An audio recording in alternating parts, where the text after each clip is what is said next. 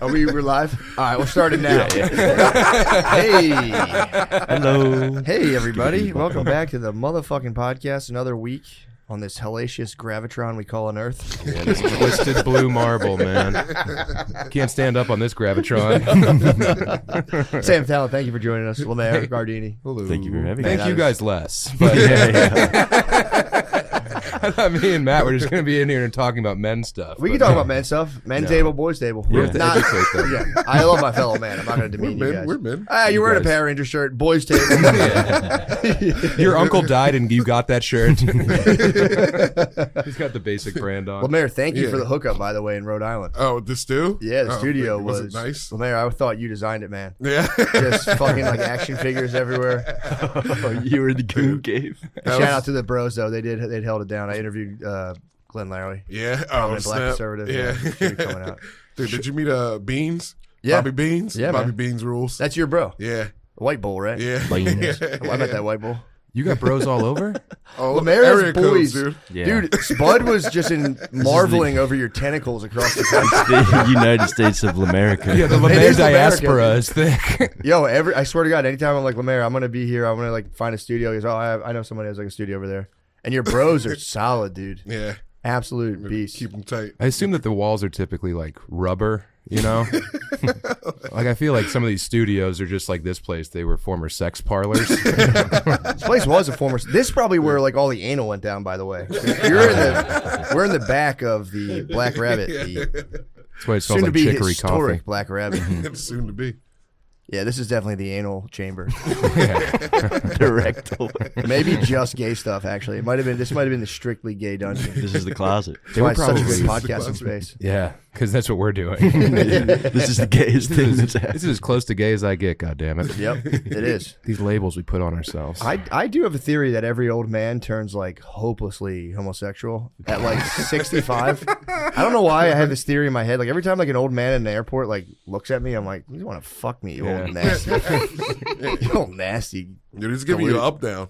I'm telling you, man. I have a theory that every man at 60 turns like wildly gay and uncontrollably gay. Well, yeah, It's like every man's fate at like Yeah. 60 to be like, I can't take it anymore, dude. Yeah. God damn. Yeah. I tried this fucking bullshit for 65 years. Yeah. Got me here. You know what? Why didn't I just fuck my boys? Yeah. That's my brother's logic. True. Yeah. Jibs was just here. He fucking almost hit us with a hot shot. Well, maybe that's not our business to dive on. Yeah. What happened? Never mind. You almost got infected with HIV? We were bug chasing with debris when he was here last week. Now that's a podcast. You guys chasing with Jibs? You guys almost catch some fent? No, I don't. No he offense. doesn't want It was- this in the no. public forum. Sure, I sure. shouldn't have You brought guys it don't up. want I'm to sorry. highlight all of your cocaine He had a abuse. That's fucking. fine. No, it's different. It was just he had a a job. sore like 2 days into the hang. Gotcha. Yeah. Right after we smoked a J. We were like, bro, you gotta let us know. That's the worst. You can't get Sorry, a cold Jibs. sore like passing the blunt. I don't know. No. I don't think so, No, dude. it's not. It's not I a hope pass to not. blood. Us, I don't think. I know, You but think we were he- kissing a lot too. So You just want to get them on your dick. Getting a cold sore is nothing. yeah, I was born and I got cold sores like as a child. Did you really? Yeah, because I think my mom bore the cross. My mom bore the cross as well, but I didn't get it. I don't have them down south, but Me either. I'll pop one up, and then everyone's like, "Oh, you were living." It's like, no, my mom was a child of the '70s. Yeah, she My lived- mother lived. She lived long. She was living. She Yeah, was but living I don't big. think is it necessarily sexual to get cold sore? I think it just gets passed down through the generations. I hope not, because I get them and Yeah, I think if you're just like face is just puckered in misery for long enough, they just spring up. just a gloom flower. oral herpes, Oh, here we go. Oh, of course you could get it from sex. oral sex. It does even not. if they don't, it's fine.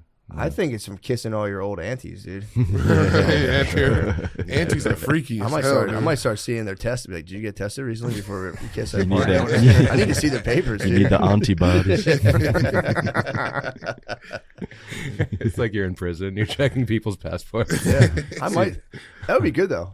To start like I might start a thing like a nonprofit where I Free start checking the free aunties. checking. Or just like at the they're all fucking at the whatchamacallit, The retirement old homes. ladies. Yeah. Oh yeah. I might get them papers and be like, bro, You can totally cream pie this old lady. Yeah, I don't want to be graphic, but I'm saying like it'd be nice. We'll be there one day, dude. You want to know? Like, Let me just check the chart real quick. Won't She's be good to needing go. this. that must be nobody talks about the CP in the retirement The home. freak off in the old lady home. Dude, just having your New Balances on is being like in the retirement home. You know the nurses can hear you. Walk one, They be fucking. Yeah, like an old Haitian woman has to wheel you into the room to get fucked by some guy, and then you ring a bell and she comes and retrieves you. Yeah, I think so. I think so. An old Haitian lady can't do that. She's too busy Miss eating John cats. is, yeah, true. Oh my lord! Yeah, you can't say that wasn't proven. Just because you saw it on TV does not make it true. Just because you have those braids doesn't mean you can go crazy on the island violence. I did hear whatchamacallit, JD Vance came through. They were like pressing him on that question. And he was like, well, here's the thing. Whether or not a Haitian woman ate a cat, there is still boots on the ground reality to the immigration crisis that you guys at CNN whoever it was, aren't covering. He kind of definitely maneuvered around it. Yeah. That's all it is He now. snapped. Sticky move. Sticky move. Yeah, sticky move. Sticky move. My Well, new whether or not theory- people are eating cats is less the point. And it's like, well, it's pretty important. It's cool to know. My theory was to get the pets to start eating the immigrants.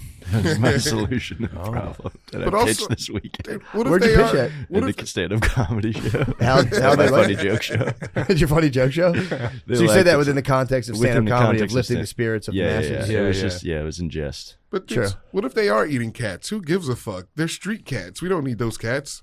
I stand with Lemaire. I would not be too mad if someone ate a stray cat. I'd be like, bro, things are looking up in America. Yeah. Sick of these nasty little creatures walking around. Get these cats fired up. Because I think weren't the rats true? Weren't people spitting the rats?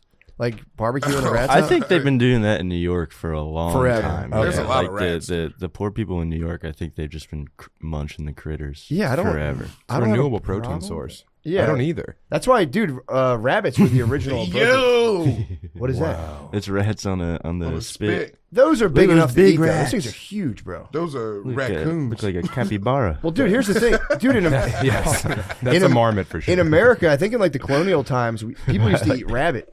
That's hilarious. People Yeah, used to eat rabbit like it was yeah. nothing. So it's like, and apparently rabbit's like a very high source of protein, and you can actually get sick because they have so much protein, you're not getting any fat. There's like a certain like illness you can get from just eating rabbit, but you do get shredded. You gotta mix it with Interesting. beef. Hmm? You gotta mix it with beef. I think with vegetables and grains, you can't just be crushing rabbits all day.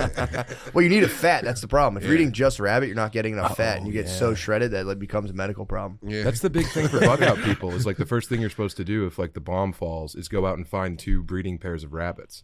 I'm telling you, yeah. Oh, Because then exactly. rabbits will procreate at a fuck. rate that will feed your family. You'll have an abundance of rabbits if you lock them in your basement as like there's nuclear fallout out there. Yep, but you got to find like an avocado too somewhere. Find an Otherwise- avocado, Yeah. a single peach pit. Tater. I was with Spud recently, and he was saying potatoes. we were talking about how important it is to just have like a bro crash your house into your marriage and just try to like fight your wife for you a little bit.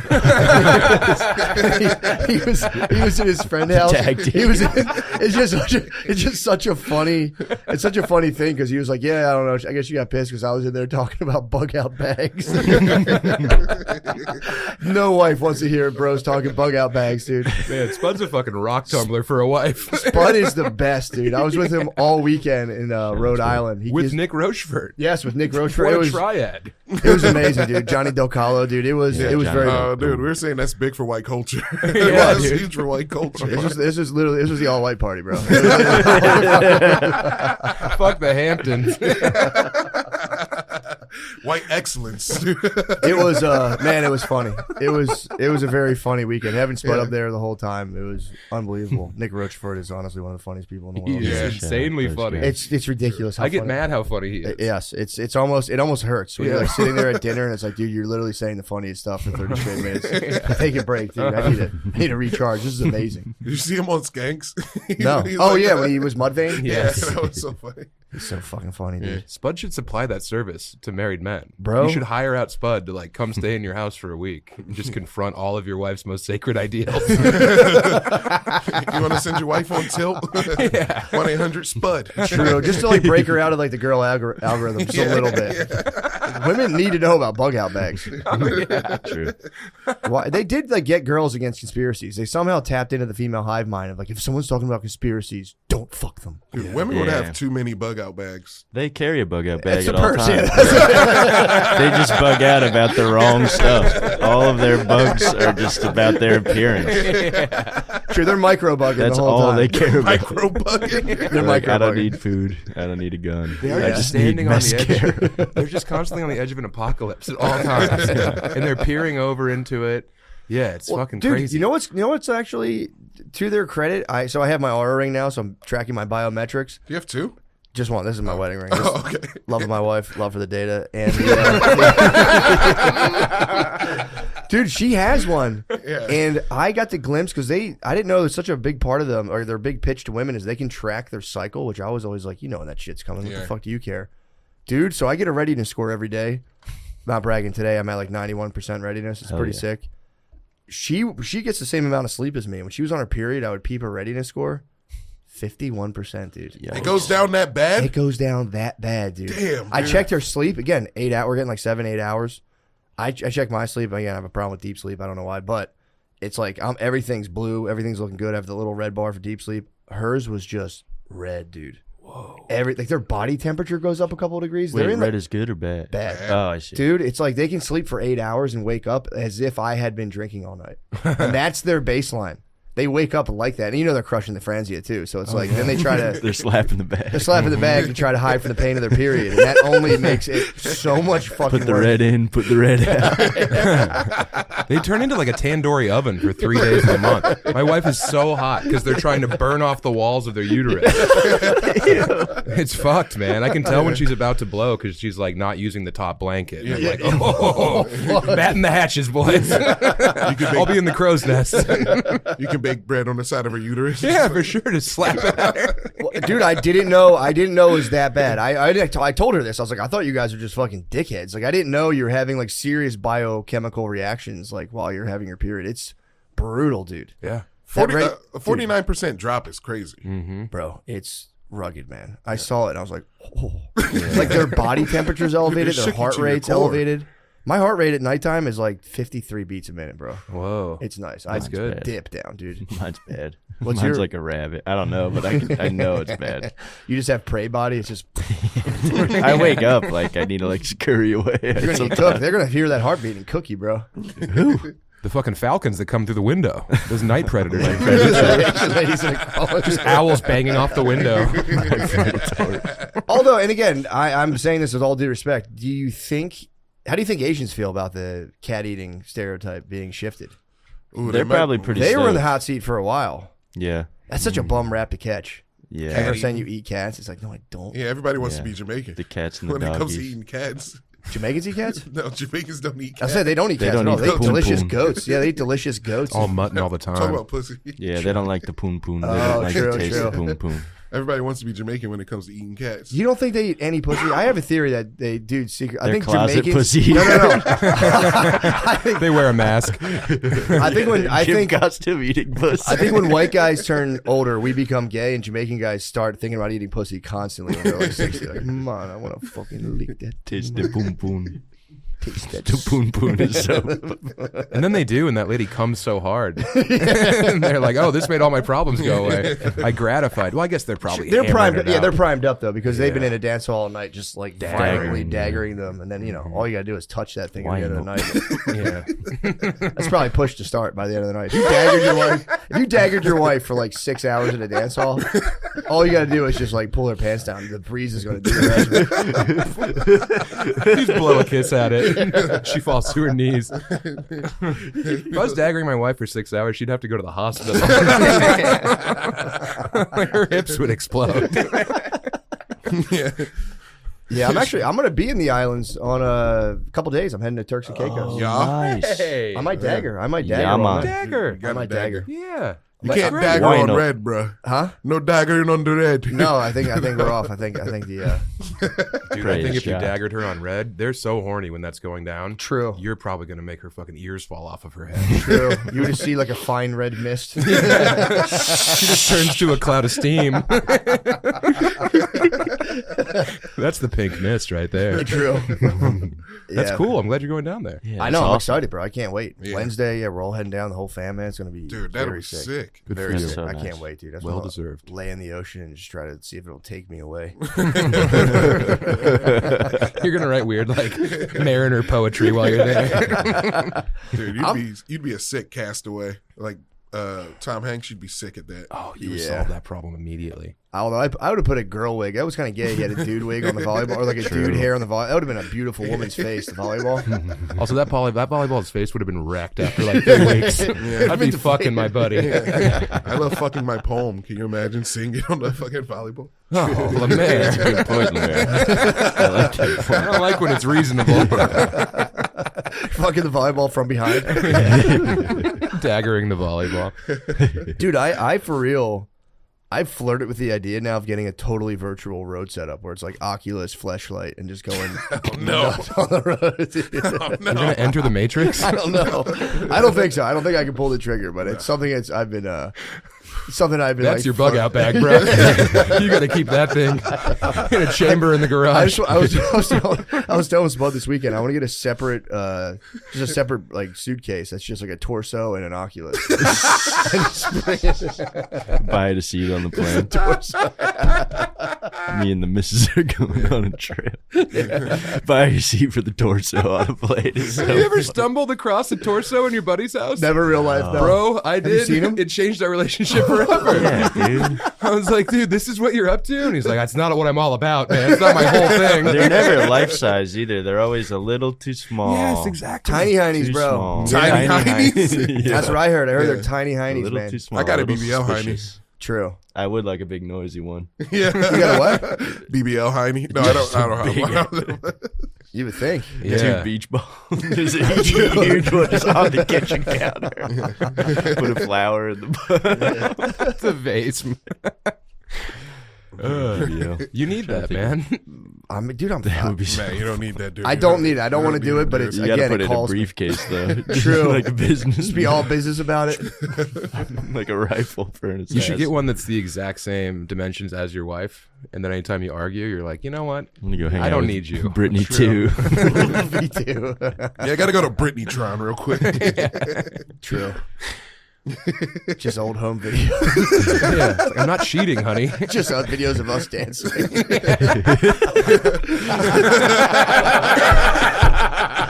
Got it grown out of Josh. We're in business, dude. Josh Cabanza, as always, thank you for doing Shout out that. to Josh. I am in a wicked mood right now. I'm in a good I was good in mood. a cranky mood too, but a nice bro pulled up to me at the red light and was like, "Guard dog." I was like, "Yo, what's up?" And I had a solid 3-minute conversation with him through the window. Oh, yeah. That's And awesome. He's like, "Where are you guys podcasting?" And I was like, I almost told him our exact location. Can't give out the The coordinates. location's been blown. Yeah, I I've guess seen so the many bros location is outside. blown. I've been like, I do a podcast right in here. Yeah, I did that today too. He was a good bro. Shout out to him. Yeah, there are. I do encounter a lot of good bros in the wild, dude. There's a lot of. He just whipped up right next to me. I was at a place recently in Austin where we're like in line, like waiting for a drink, and it was just a bro talking. He's like, "Oh, love the cast," and we just talked like for like 5 solid minutes while we're waiting, and it really was. It felt like I was just talking to an old buddy. Yeah. Just having a nice, good time chatting around. It was really nice. Yep. I like that. Not I a, like it too. rarely ever is it a Punisher. Every now and again you get a Punisher, and you go Punisher, please. But it's always a hammer. It's just a blacked out guy. Sean got Yeah. punished in Tempe. I've in Tempe. Or Oh with no, Nate, I got punished in Salt Lake. Salt You Lake. deserve to be punished. Yeah, I mean, he was a beautiful man, and he was so not like spiritually. He was a beautiful man. He was a little bit too drunk, and he came to both shows, sat right in the front, and I just kept taking away his ends when he would say weird stuff in the middle of the show.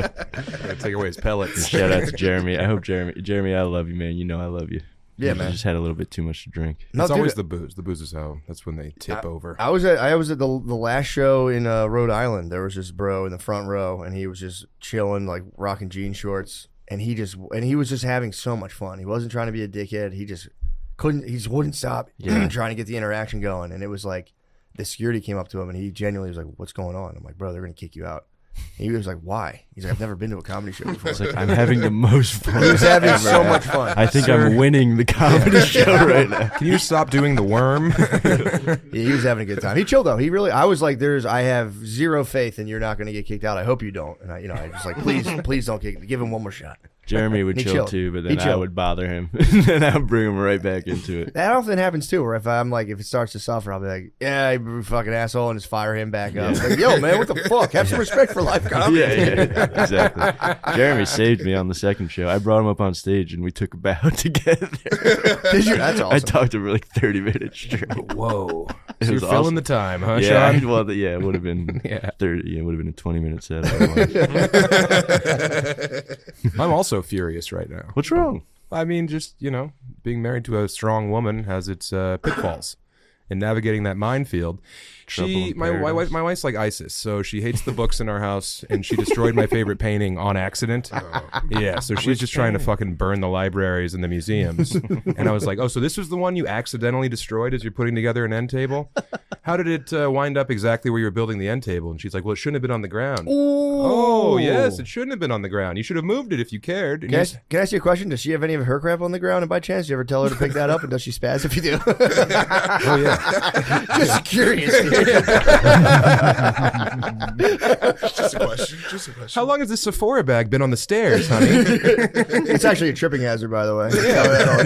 It's a fucking tripping hazard. Oh, yeah, I love logic. Try to get reasonable with them. That's Bring the out the last fire vestige of a codes. desperate man. The points of egress are blocked. You're Hang up careless. an OSHA sign. It is pathetic, man, when you start to be like, I gotta win this argument. And you're like, this is a fire hazard. All right? You're trying to kill us all. You want us to die, don't you? You want me dead. I do say, I think there is something very beautiful. I was on the way over here. I might be a country music guy, by the way. Just on the ride over here, I was like, I like it too. I might just be. I was sitting here driving, I was puffing my cigar now, just being like, puffing a nice little cigar. Stogie? Little stogie, dude. I'm an old man now. I've given. I'm like, dude, I'm just an old man now. I just need to tastefully deteriorate now and just kind of Become gay. become gay. You gotta get a chair. Huh? You gotta get a chair. Yeah, I know, I you do. gotta I get do. a I nice got my sights set on a rocking chair. My really? dad's got it pretty much figured out. He has portable rocking chairs. Yeah. My dad has the same Bro, chairs. dude, I think they just think about dudes. I think they sitting over there just like, fuck, dude, that guy. Bounce and all that. That guy who dropped off that dumpster today looks so hot. Guy who dropped off that 30-yarder, my God, what a fucking Adonis that guy was. Who's your porch and garage hang? Like who's My your old garage man is hang, so bro? hot that I would die. But what do you say? Like your hang, who would you hang out with on the porch, like in the rocking chairs with you? My goddamn self. Anyone You got who no wants to hang partners? out. You got no You got partners? any, I'm bro? pretty lonely, dude. Anyone who wants to hang out, more than welcome to come hang out. Bro. I feel you on that so hard.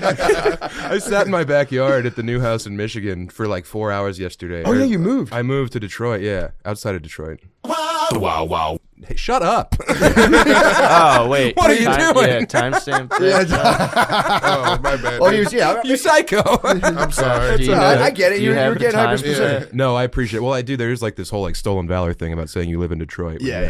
Anyway, so that's why I pointed at Lemaire. I didn't point at you so you could say the exact address of where I've desperately been trying to hide from the dead-eyed ghouls. Dude, did you meet the black squirrels yet? Oh, have I met the black squirrels? The black squirrels rule. They're dude. my only friends, Lemaire.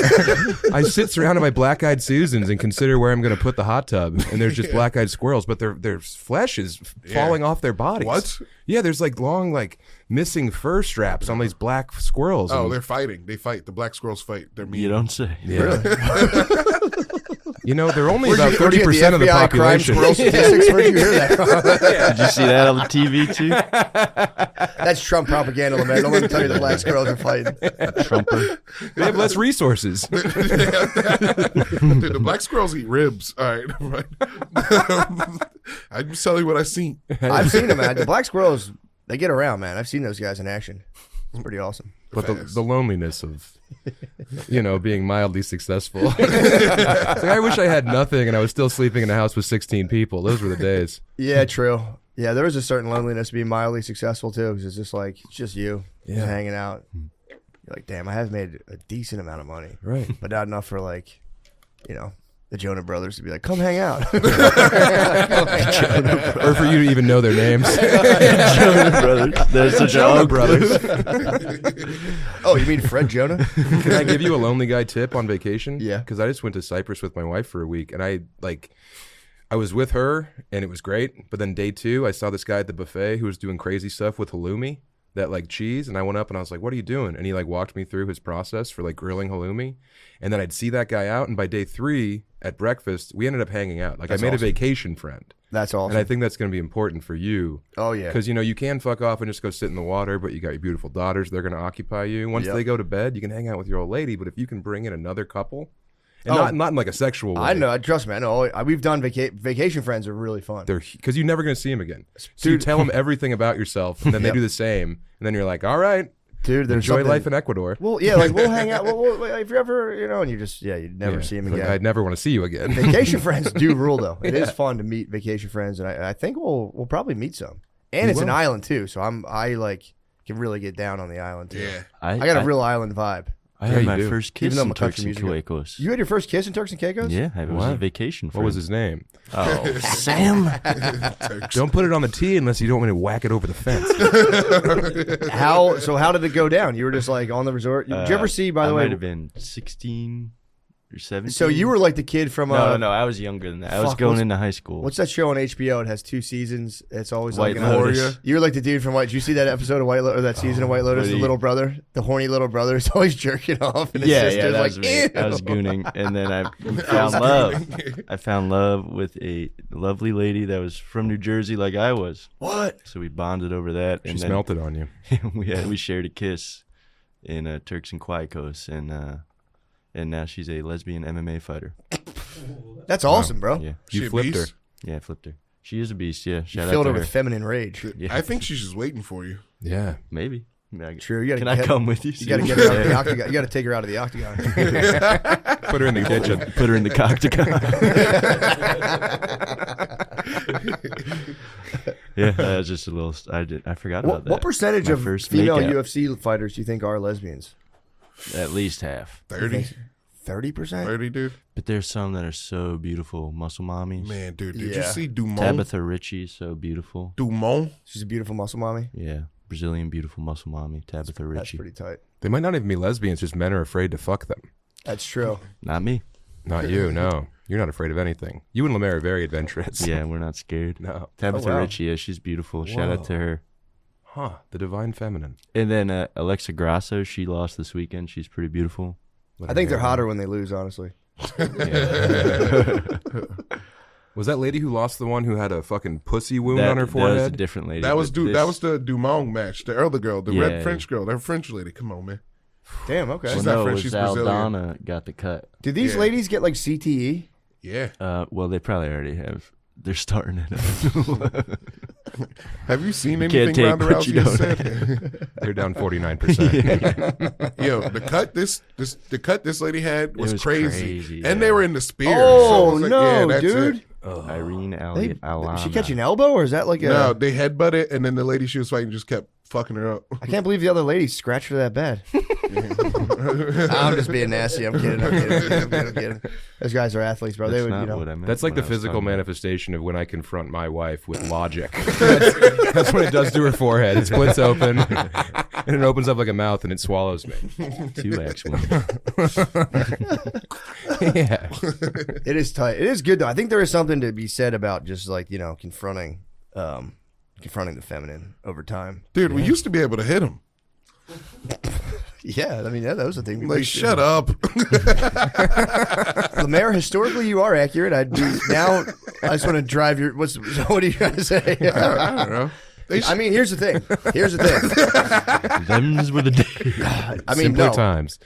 Dude, Sean Connery was like on record. Yeah, being that like, shit's so "I awesome." Slap, Yeah. you slapper. Gets to a point where they won't listen to reason.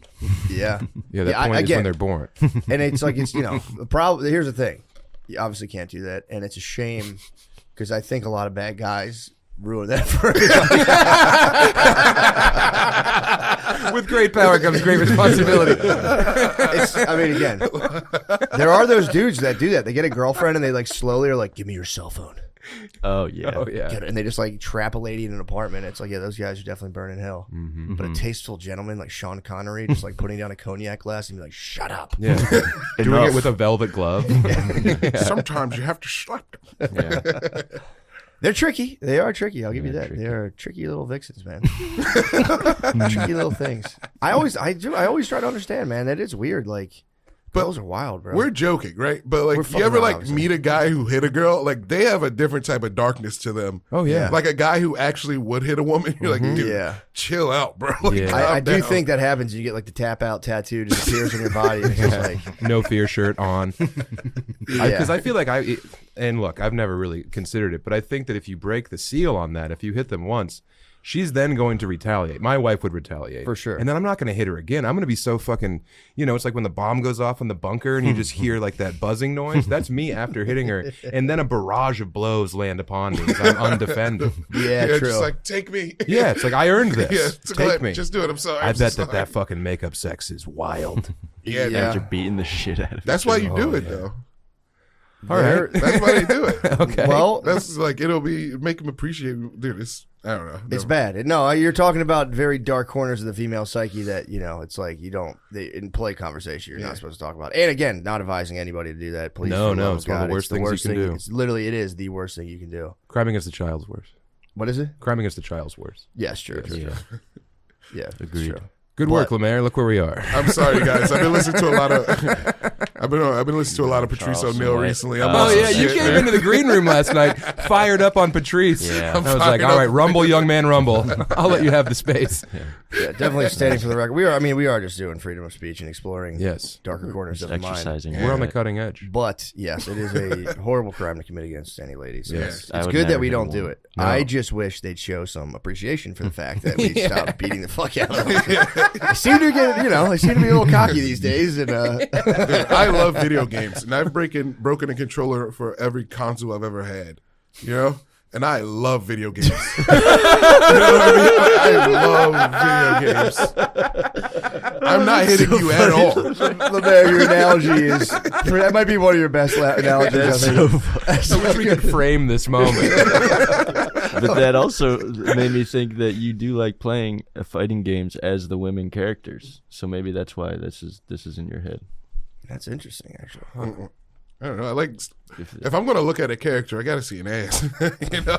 True. Yeah. I mean, you are about to jerk off right when you're done playing video games. You might as well prime Dude, yourself nothing's better than jerking off after you win at video games. There's nothing better than that. Spoils of war. There's nothing better than that, dude. You have a good day of NBA 2K, you're like, oh, I gotta beat off. I got to go to the bathroom. I gotta calm down. Pardon me. I gotta go powder my nose. Your parents come in, you're like, get out. I earned this. Dude. You see that trophy on the screen? I earned that. This is my space. See that digital confetti that keeps spilling from the fucking Yeah, your parents just hear flawless victory. You're like, okay, don't knock on the door. Yeah, leave them in there. Let them have this. This episode is brought to you by BetterHelp. What's something you'd love to learn? As an adult, do you make time to learn new things as often as you'd like, or is that lost in childhood? Kids are always learning and growing, but as adults, The grilled. He put breed. on some ribs. Yeah, that was good. Yeah. that's awesome. It Swam. was a good time. Yeah, we swam. We what did we do? I can't even really remember. We That were was on a it. chill vibe. Drank the whole week. Yeah, we drank a lot. Yeah.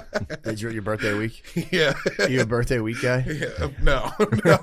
How old were you turning, if you don't mind me asking? 34. Ooh, that's Wow. nice. That's nice. Right old 35. age. Time to give it up. For your 30th, I got. Remember we got. What the fuck, dude? Dude, we set this up, and I thought it was going to pay off so much harder. That was pretty great, actually. Were you drinking out of the rig? Did you say? Okay. I really thought he was just ripping that. Like that. I thought that was your new thing. I was supportive of it. I was just going, man, that really took me by surprise. That's awesome. Dude. Before you got here, he was poking holes in it, and I was like, "Are you making a water bong?" And he says, "No." And then he just squirted it in, and we were like, "Okay, save this for about 40 minutes in, because they're gonna think you're so strong that you just squeezed water through the lid." Yeah, that's pretty sick, though. I got on it. That does seem kind of nice. ASMR. Although I'm just a gay old man, so I don't know why. I love that. Dude, I've been hitting it. I'm off porn, but I'm back on. Okay. Like I'm off. Like I've deleted my bad Reddit and I've deleted my OnlyFans, but I still have my Twitter list. You know what I mean? So I'm like off, but I'm still. And I've been. I don't know. What was the OnlyFans tab before you get into? What the do you list? mean? How much was it monthly? It wasn't much. How much of an allowance were you giving the girls? I was giving myself like $30 a month. Okay, Yeah, it's not bad. That's but not crazy. Yeah. I just. Do you feel like it was worth it for $30? And I'm not. No. I'm not being one of those guys like, oh, I'd never pay for that. No, I've that's thought about it several times. My credit cards are monitored. well, if it's a girl who posts frequently and it's the stuff you like, and it's like $5, it's worth it For sure. But there's some girls who post infrequently, and then it's like 15, and it's like, come on, True. come on. You start hitting them like, where I pay the bills around here. I put a roof over your fucking head. And I hate it. I got rid of OnlyFans because all the girls, they all message you the same thing. They're like, send me a picture of your cock so I can give you a dick rating for free. And it's like, no, I don't. That's the last thing I want. Yeah, no. Yeah. And then you say, send me a picture of your cock. You first. How's it feel to be free of the OnlyFans? The shackles. It's nice. It's nice. But I can still get got. Not by OnlyFans, but like real life. You know? How so? I don't know. You know, you just see a lady. Yeah. I hear Sometimes you get sent to your knees, dude. Yeah. True. It's tough out here, too. Yeah. Yeah, we were actually. Where the fuck was I? I was somewhere. I don't remember the exact place, but I was there. Me and Brittany came with me. We're at a show afterwards. We're at like a bar, and there was like for sure a prostitute sitting next to us, like in like a fishnet dress, basically. Supple young lady. And yeah, it was pretty funny, man. She was just sitting there, and like it Just women working. love seeing prostitutes. By the way, Brittany was like fucking like. I think she's a prostitute. I was like, yeah, she is. Get out of the way. Let's switch scenes. Let me protect you. I'll be the shield, hon. No, it was very funny. She was a hooker. I was like, yeah, I think she was. Duh. Where the fuck, dude? I'm sorry. I'm not trying to globetrot everybody. I don't remember what I was city I was in. I was just in Tempe, and they have some of the finest snow bunnies I've ever seen. Tempe's in snow my bunny life. heaven, man. That's where they are. If it ain't snowing, I ain't going. What about Salt Lake? Dude, have you heard? Salt Lake has good snow bunnies too, but the Mormons were crazy. I like Yeah. the Samoans the best, though. I Samoans couldn't stop rule. talking about the Mormons. They're all Mormons. They're tier And 1 Mormons. There's some Mormons. Mormons, yeah. Oh, they're numerous, dude. Whoa. Because They- the missionaries all their got Mexicans- out to Hawaii and Tonga and Samoa and makes planted sense. those seeds, and now that's why BYU and Utah have the best offensive lines. I said Yeah, I he did it kept for the program. I Oh, kept yeah. doing another funny joke at the Mormons and the Samoans bonded over their mutual love of pineapples. That was one of my funny jokes from my funny joke show too. That was one of the funny ones. Well, that was one of the, yeah. Sean will hit me up on the road and be like, "Where are you?" And I'll tell him, and then he'll be like, I hate it here." And I'm like, "What, dude? You're living the dream. You're out there. You're moving tickets." I was happy this weekend. Though. Yeah, I mean, I texted you, I was I'm happy. so proud of you. Thank you, and I Sam. think a lot of people are. And I think you need to Yeah, man. reflect on what's going on for yourself. I'm trying to be. I was in a funk for a while. It's cool to be mired in doom and gloom as a young man. I understand that. But once you break through that and you realize that every moment's a gift, you're going to live a lot richer life. I'm getting there. Yeah, dude, you're about to be 30. Grow up. Yeah. You got to shave your pubes. God damn, Lemaire. Yeah, what's weird too, especially when you start headlining. Hilarious. It's a comedy show. When you start headlining, there is that weird, like, it's like a crazy loneliness to go from doing a show to go like back in your hotel room alone. You feel like, oh, Josh, man, this is why you're the fucking best, brother. Money.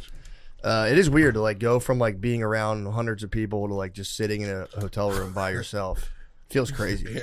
Yeah, people who are screaming your name and losing it, and then you do the merch line afterward, and they're all so stoked, and they tell you how, how the impact their shit's made on their life, and then you just go back to that room, and you're like, okay, what do I do now? Yeah. Time to watch besides self-harm. Time to watch Comics Unleashed. Yeah, dude. Oh, Mario Cantone's back.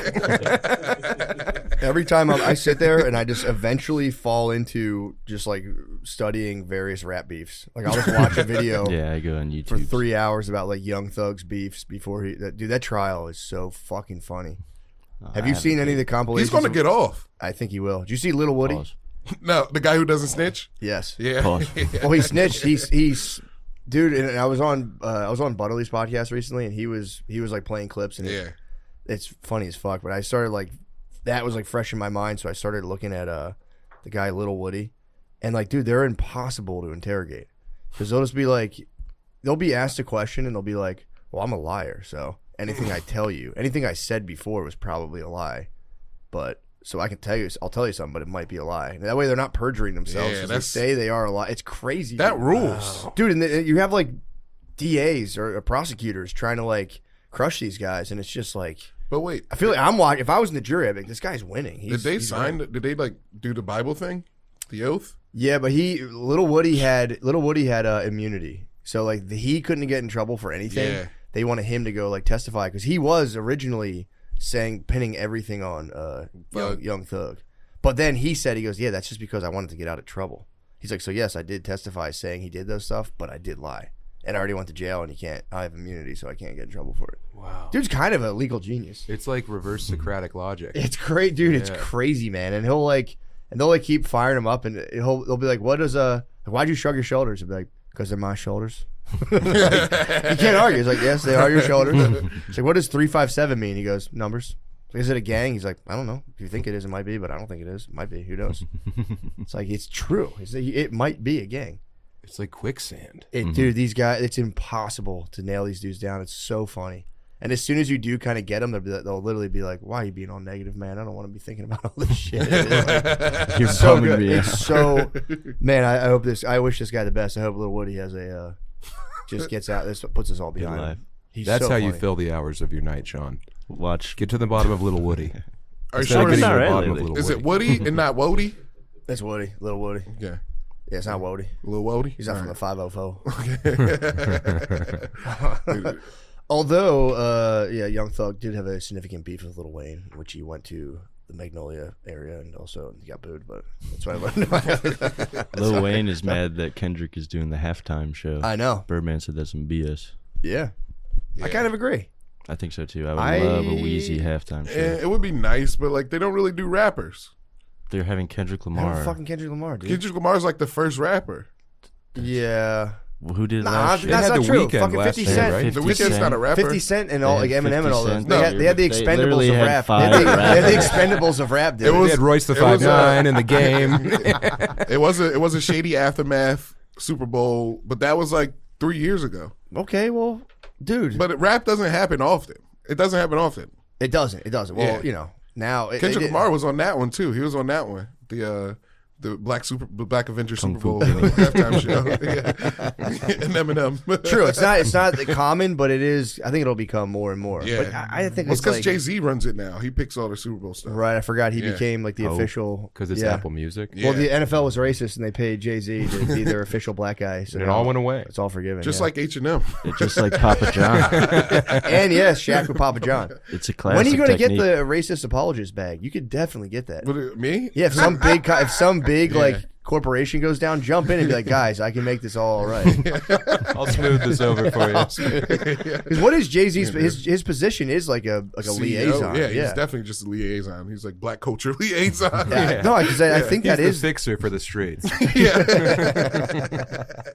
because that's the big thing. But I do think, what did they give him? Is it like an ownership type position, or is it like Well, in what? H&M or like in I think they give him NFL? a What is it? I think don't. in the NFL, he might have a stake. He might have a small share in that. I think. That's pretty nice. probably in some team now. He's like the black union boss. He's like, get these guys in line. Yeah. He's the Pinkerton, but not pink. Yeah, that was nobody's kneeling right now, right? That's No, over. kneeling's over. Kneeling's done. Yeah. Taylor Swift fixed everything. Black people are done kneeling. We're standing up now. True. Can I tell you, you guys thought about this? You know, Tua, quarterback? Yeah, I that was, thought you were talking about the lady. Damar Hamlin. So DeMar Hamlin lived. Hawk too. I thought you were talking about the lady. I was like, Have you guys heard about this? You seen this? You heard about this? can you believe it? Talk to her. Talk Yeah, that's to a guy who just got knocked out, right? Yeah, so For- Tua's like yeah. brain was put in the paint shaker by a guy who died on the field. Damar Yes. So Hamlin. that guy lived to kill Tua. Yeah. This is a strange cosmic coincidence. Yeah, a bit of a Highlander situation. Yes, indeed. took his soul. And why did he? I saw him lower his head, and it was like, dude, what do you do? I mean, you know, obviously beast move. That's how I play Madden. But it's like, it's like, why you didn't have to do that, man. He fully just like no reason already had the first down. He went Hawaiian battering ram. He did. Yeah. He did. He was like the Dole Corporation on the islands. Yeah, dude. It's crazy. So sad. He was fucked, bro. He came up puppet What's his style. status? Is he all right now? or- I think he's gonna have to retire. I was texting Soder because he knows the head coach of the Dolphins, know. and he's like, "It's not looking good." Yeah, That sucks, bro. I mean, they changed the concussion protocol because he got 2 in one game last year, and then they're like, "Oh, it's fine," and now he's out there, and it's a bad state of affairs. For the What game we love. if we like fixed every player to like bumper car strings? Love it? That way they kind of like we could like pull back a little bit. Or yeah, like attach like a tether from the back of their head to their shoulder pad so they can't lower their head. True. If you try to lower your head, it just yanks you back up. I think we've Shock collars, maybe. Yeah, maybe like knight's armor. Maybe like stiff metal armor and just let them. Mech suits would be great. Suits would be Yeah. awesome. Mech suit football would rule. Finally, the Japanese can have a place in the game. They got there's a kicker on the Falcons, but that's Yeah. about it. Dude, the Tokyo Gundams would fuck everybody up. Yeah, that guy's done though. He just it's brain. Usually it's like knee or this. It's like, No. dude, fucking that sucks, dude. Yeah, And it's he like was he doesn't good know too. colors. He was great. He was starting for one of the most explosive offenses in the game. Yeah, It's a shame. I hope he makes it back. I mean, at that point, what do I you do too because I took the over on total yardage for the year. I was like, he's going for over 3,500. So you think he'll really retire now? I I hope so. the Yeah, only he sane kind of move. has to. And he can retire and go to Hawaii and coach high school football and like be a king for the rest of his life. That's true. You know? Yeah, and it's not like again, what took him out is playing like an absolute beast. It's He like- would get ruined by all those other Samoans, though. They'd be like, you go to the NFL and you quit because of your head, because Samoans have hard heads. Yeah. Well, he's Hawaiian. You got Wow. to. There's a Yeah. whole They're scene different? over there. They're different? You know the easiest way to get your ass kicked by a Samoan? Call him him a a- Tongan. Oh, no, I would never. Or do that. tell them that their cookies are banging, dude. Yeah, those cookies are banging, dude. I can't believe you gave those to the Girl Scout Why cookies. can't I get those year round, player? They changed the name of those things, by the way. They're Yeah. called like Caramel Delights. Yeah. Now they Wow. named them after Puerto Ricans.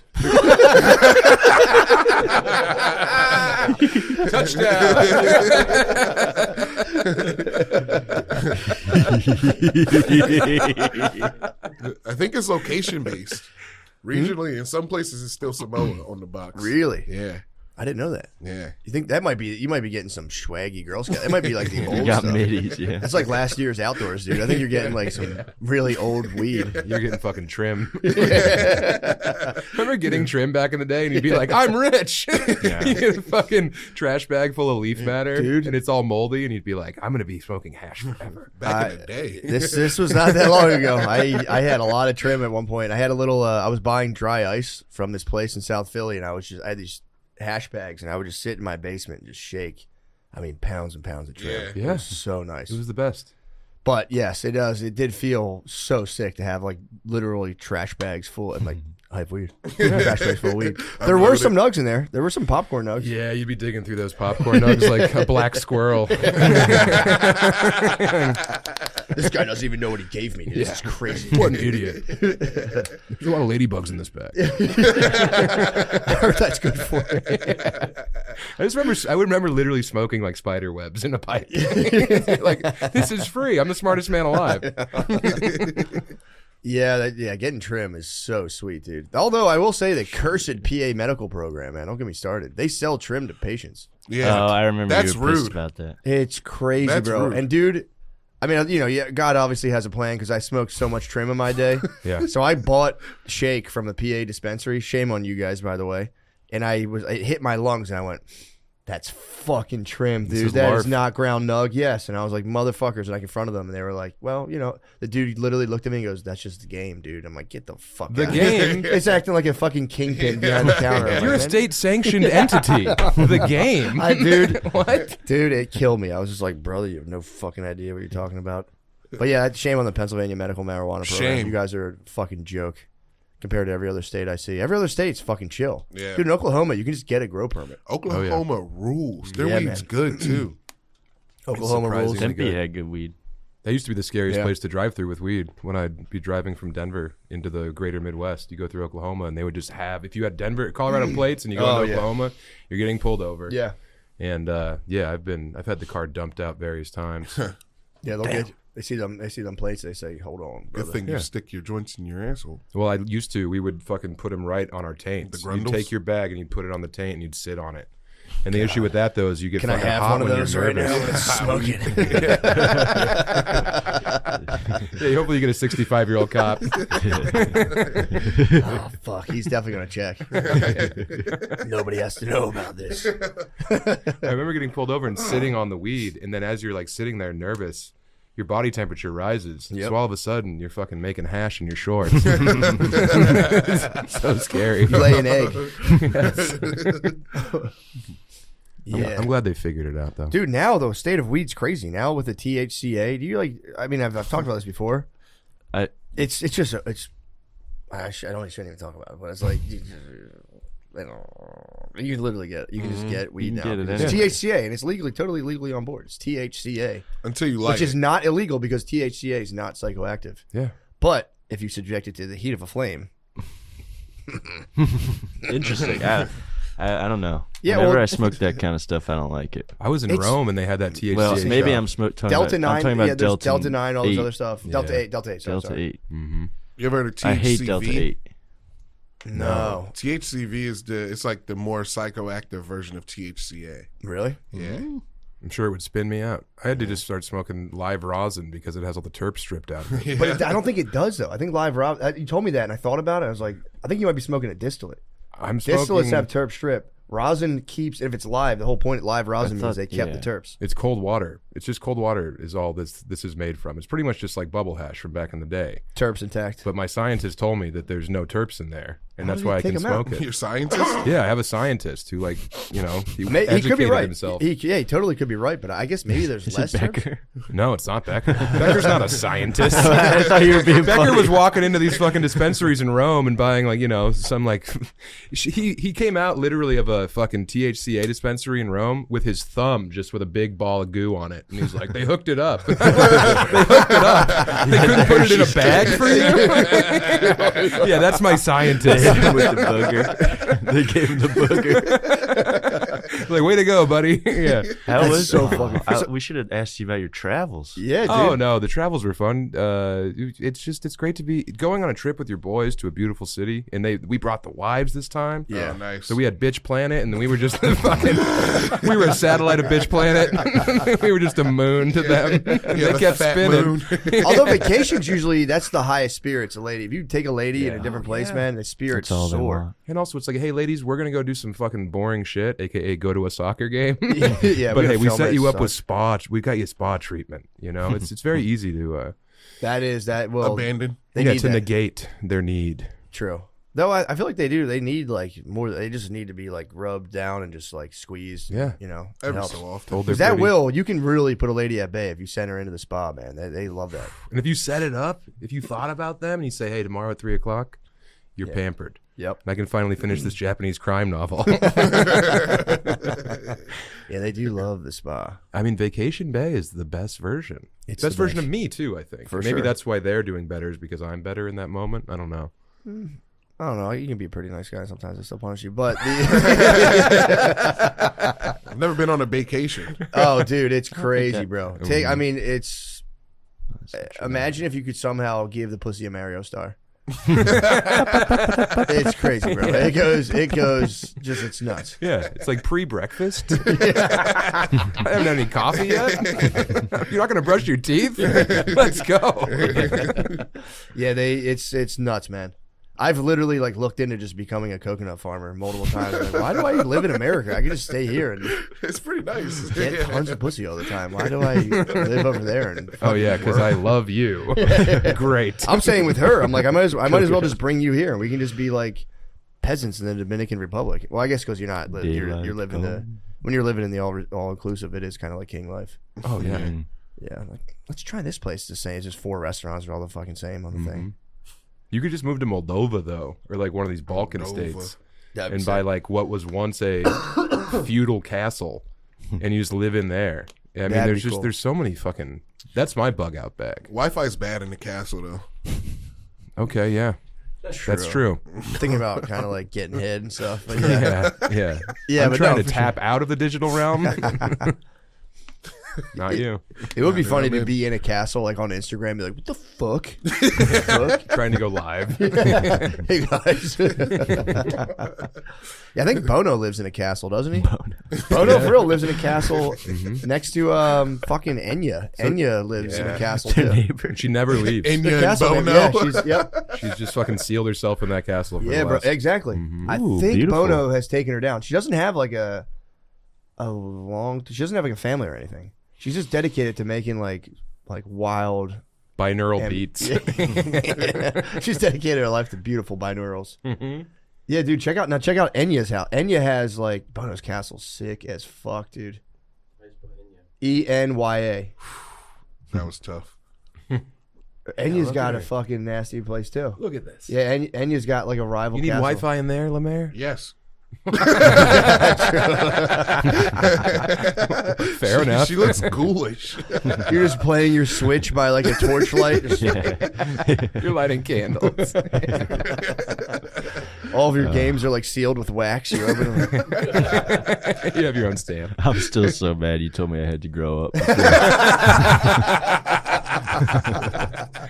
You of all people. I've been seething silently over it for the past fucking 20 Lost minutes. Boys You've over been buttoned there. up there for a while. Yeah, I was cranky. I had to get it off my chest. I was gonna be I was gonna say nasty things to you, and I just bit my tongue for 20 minutes. Yeah, there's been blood running out of your mouth. I'm glad I got that off Oh my my chest. God. Now I can love you again like a I brother. was playing around. I know, I love you. I was That just in my feeling. That was shrapnel. Yeah, I've been trying to grow. I've been trying to go on walks. It was so I realized I was depressed for a while because I went on a walk and I like left my phone at home and I was like, I've never walked around my neighborhood and I felt like institutionalized as I was walking on. I was like kind of like glancing. It was really embarrassing. I was like, dude, I haven't lived like a human since I've moved here. I've just been on my computer all day and then I leave at night when the sun goes down. Well, and it's go to also been drink how at long? comic How long club. you been here now? Almost a year, because you got here in Yeah. October. I got here in November. I was crab swirled for the first like 7 months. I Yeah. usually don't drink that much. I was drinking like a lot. For me, I was drinking a Yeah, I lot remember you were personally when I was drinking down the here. tequilas. I was just like crushing tequila, like nonstop movement, and yeah, eventually I just like was like, all right, I gotta chill the fuck out. Yeah. Yeah, I Say think no I'm way to finally live. getting out of my swirl, which Nice. is nice. I've Yeah. been trying to reduce the screen Walking time. around the and neighborhood is go outside. That's nice. I had Yeah. never walked around my neighborhood once. It's so nice I was walking. like, what's the matter with me, dude? No, that makes sense. I can Yeah. see. I can see.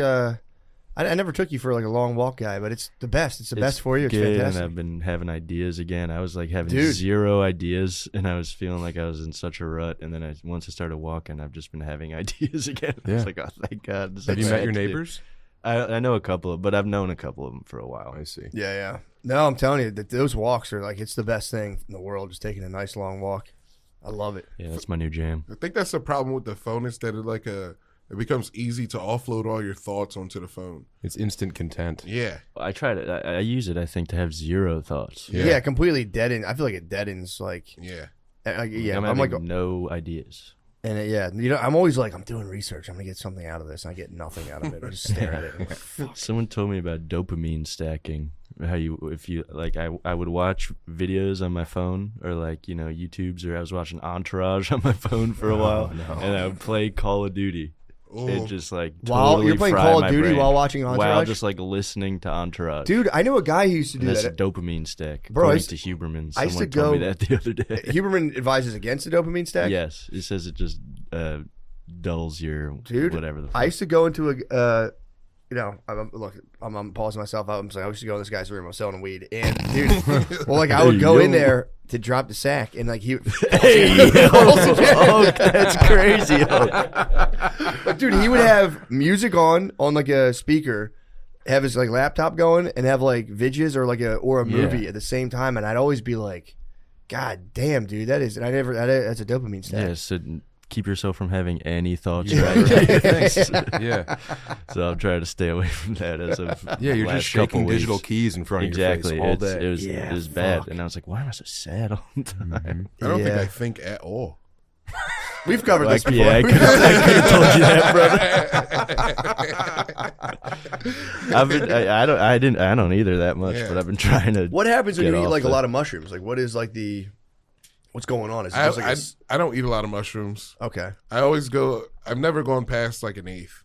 Okay, that'll get your thoughts moving. Like, what happens with that? Well, I don't know. Just like it goes straight to my shoulders, and I just have to move. It's like giving them to a dog. Yeah, just let him run around. Yeah, I know that because my dog had fucking mushrooms one time. Unfortunately, I remember that. I could tell he just wanted to get out there and just move around. Dude, I get the zoomies. You've never had like profound like when you're on mushrooms like No, there was one time I had a McCusker chocolate, and I had to lay down with my eyes closed, and I just like visited aliens. Yeah, there you go. That's what I'm talking about. You have a lot of thoughts, man. I don't think you're giving yourself enough credit. Yeah, exactly. That's kind of my point. I think you're a very curious person. Like when my buddy came in last night, he was that physicist. Yeah. Oh. You immediately hit him with, if you're a physicist, why don't I float? I was like, okay. Tell me you're not having any thoughts. So get the fuck out of here, bro. Like, answer the question, sir. Right away.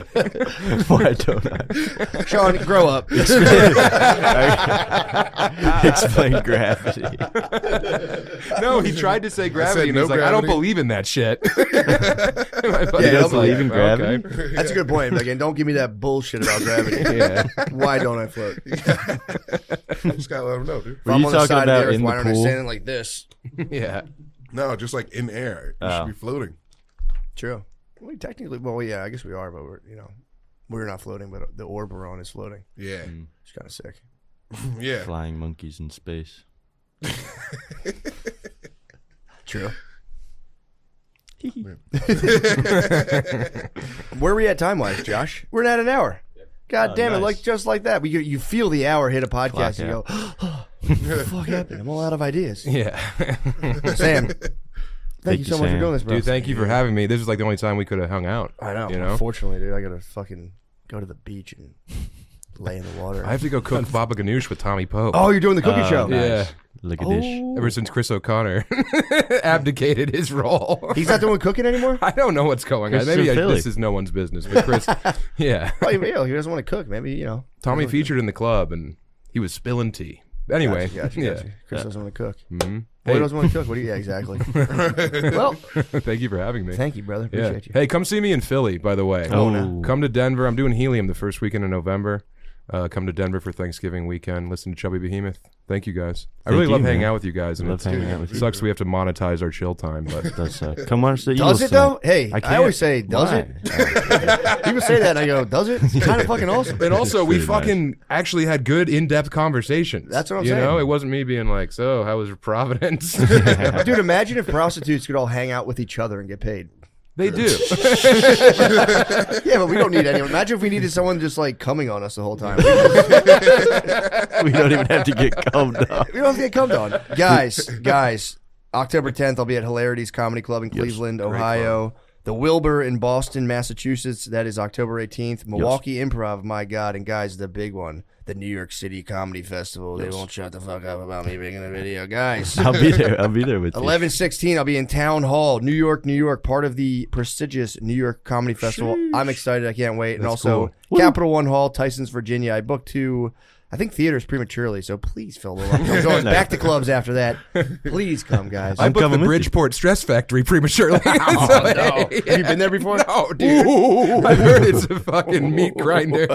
So, hey, tickets are very available for that weekend. I'm from Get up there. Noctis, October 1st, first Tuesday of the month. Oh, the Creek yeah. in the Cave, me, Lemaire, Nate, Ari Matty will be there. Ari. Dylan Sullivan will be there. He's And lost a all bunch of our weight. good buds will be there. Really? And Nate Marshall, of course. October 9th. Oh, go ahead. Helium Comedy Club, Indianapolis. I'll be there in the Red Room. And then at the Comedy Cabin in Janesville that weekend, the That's 11th fun. and the 12th. You're gonna have a fun time. Butterly's there, dude. Janesville where? Janesville where? Wisconsin. Okay, cool. I just want to Wisconsin. make. Okay, cool. You're Josh like the Kabaja, mayor thank when you as do always. that. Yeah. When you do that room, they like come and give you a key to the city. They're like, "Thank you so much for coming to Janesville.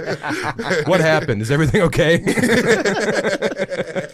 Well, hell yeah. God bless you. Thank you, bros. Sign up. Glenn Lowry, dude, it's honestly, I talk about you a lot on my podcast. I watch your stuff. I kind of parrot your talking points. I listen to you talk and I'm like, you know what I'm thinking about this whole thing. So it's an honor to have you. I think honestly, you're one of the best thinkers currently. Wow, no lie. man. No lie. I appreciate it. Thank you. Good to be here. Thank you so much, man. So I have a million questions. You know, you just wrote the book, Late Confessions. It's your memoir. Late admissions. Late admissions. Oh, dude, I'm sorry. Edit it. Late admissions. And then the subtitle is Confessions of Confessions of a Black Conservative. Excuse me. I read the book, dude. It was, I knew it was going to be good. Because I've been watching you for a while. So I read the book and it was, you know, like books just kind of like grab you and you can't put them down. It was, I'm not buttering you up. I swear to God. I read it and it was pretty great. That's great to hear. Because I remember you were kind of like hesitant. You're like, you know, like, well, should I write an autobiography? I don't know if you're just kind of like messing around with your co-host, John McWhorter.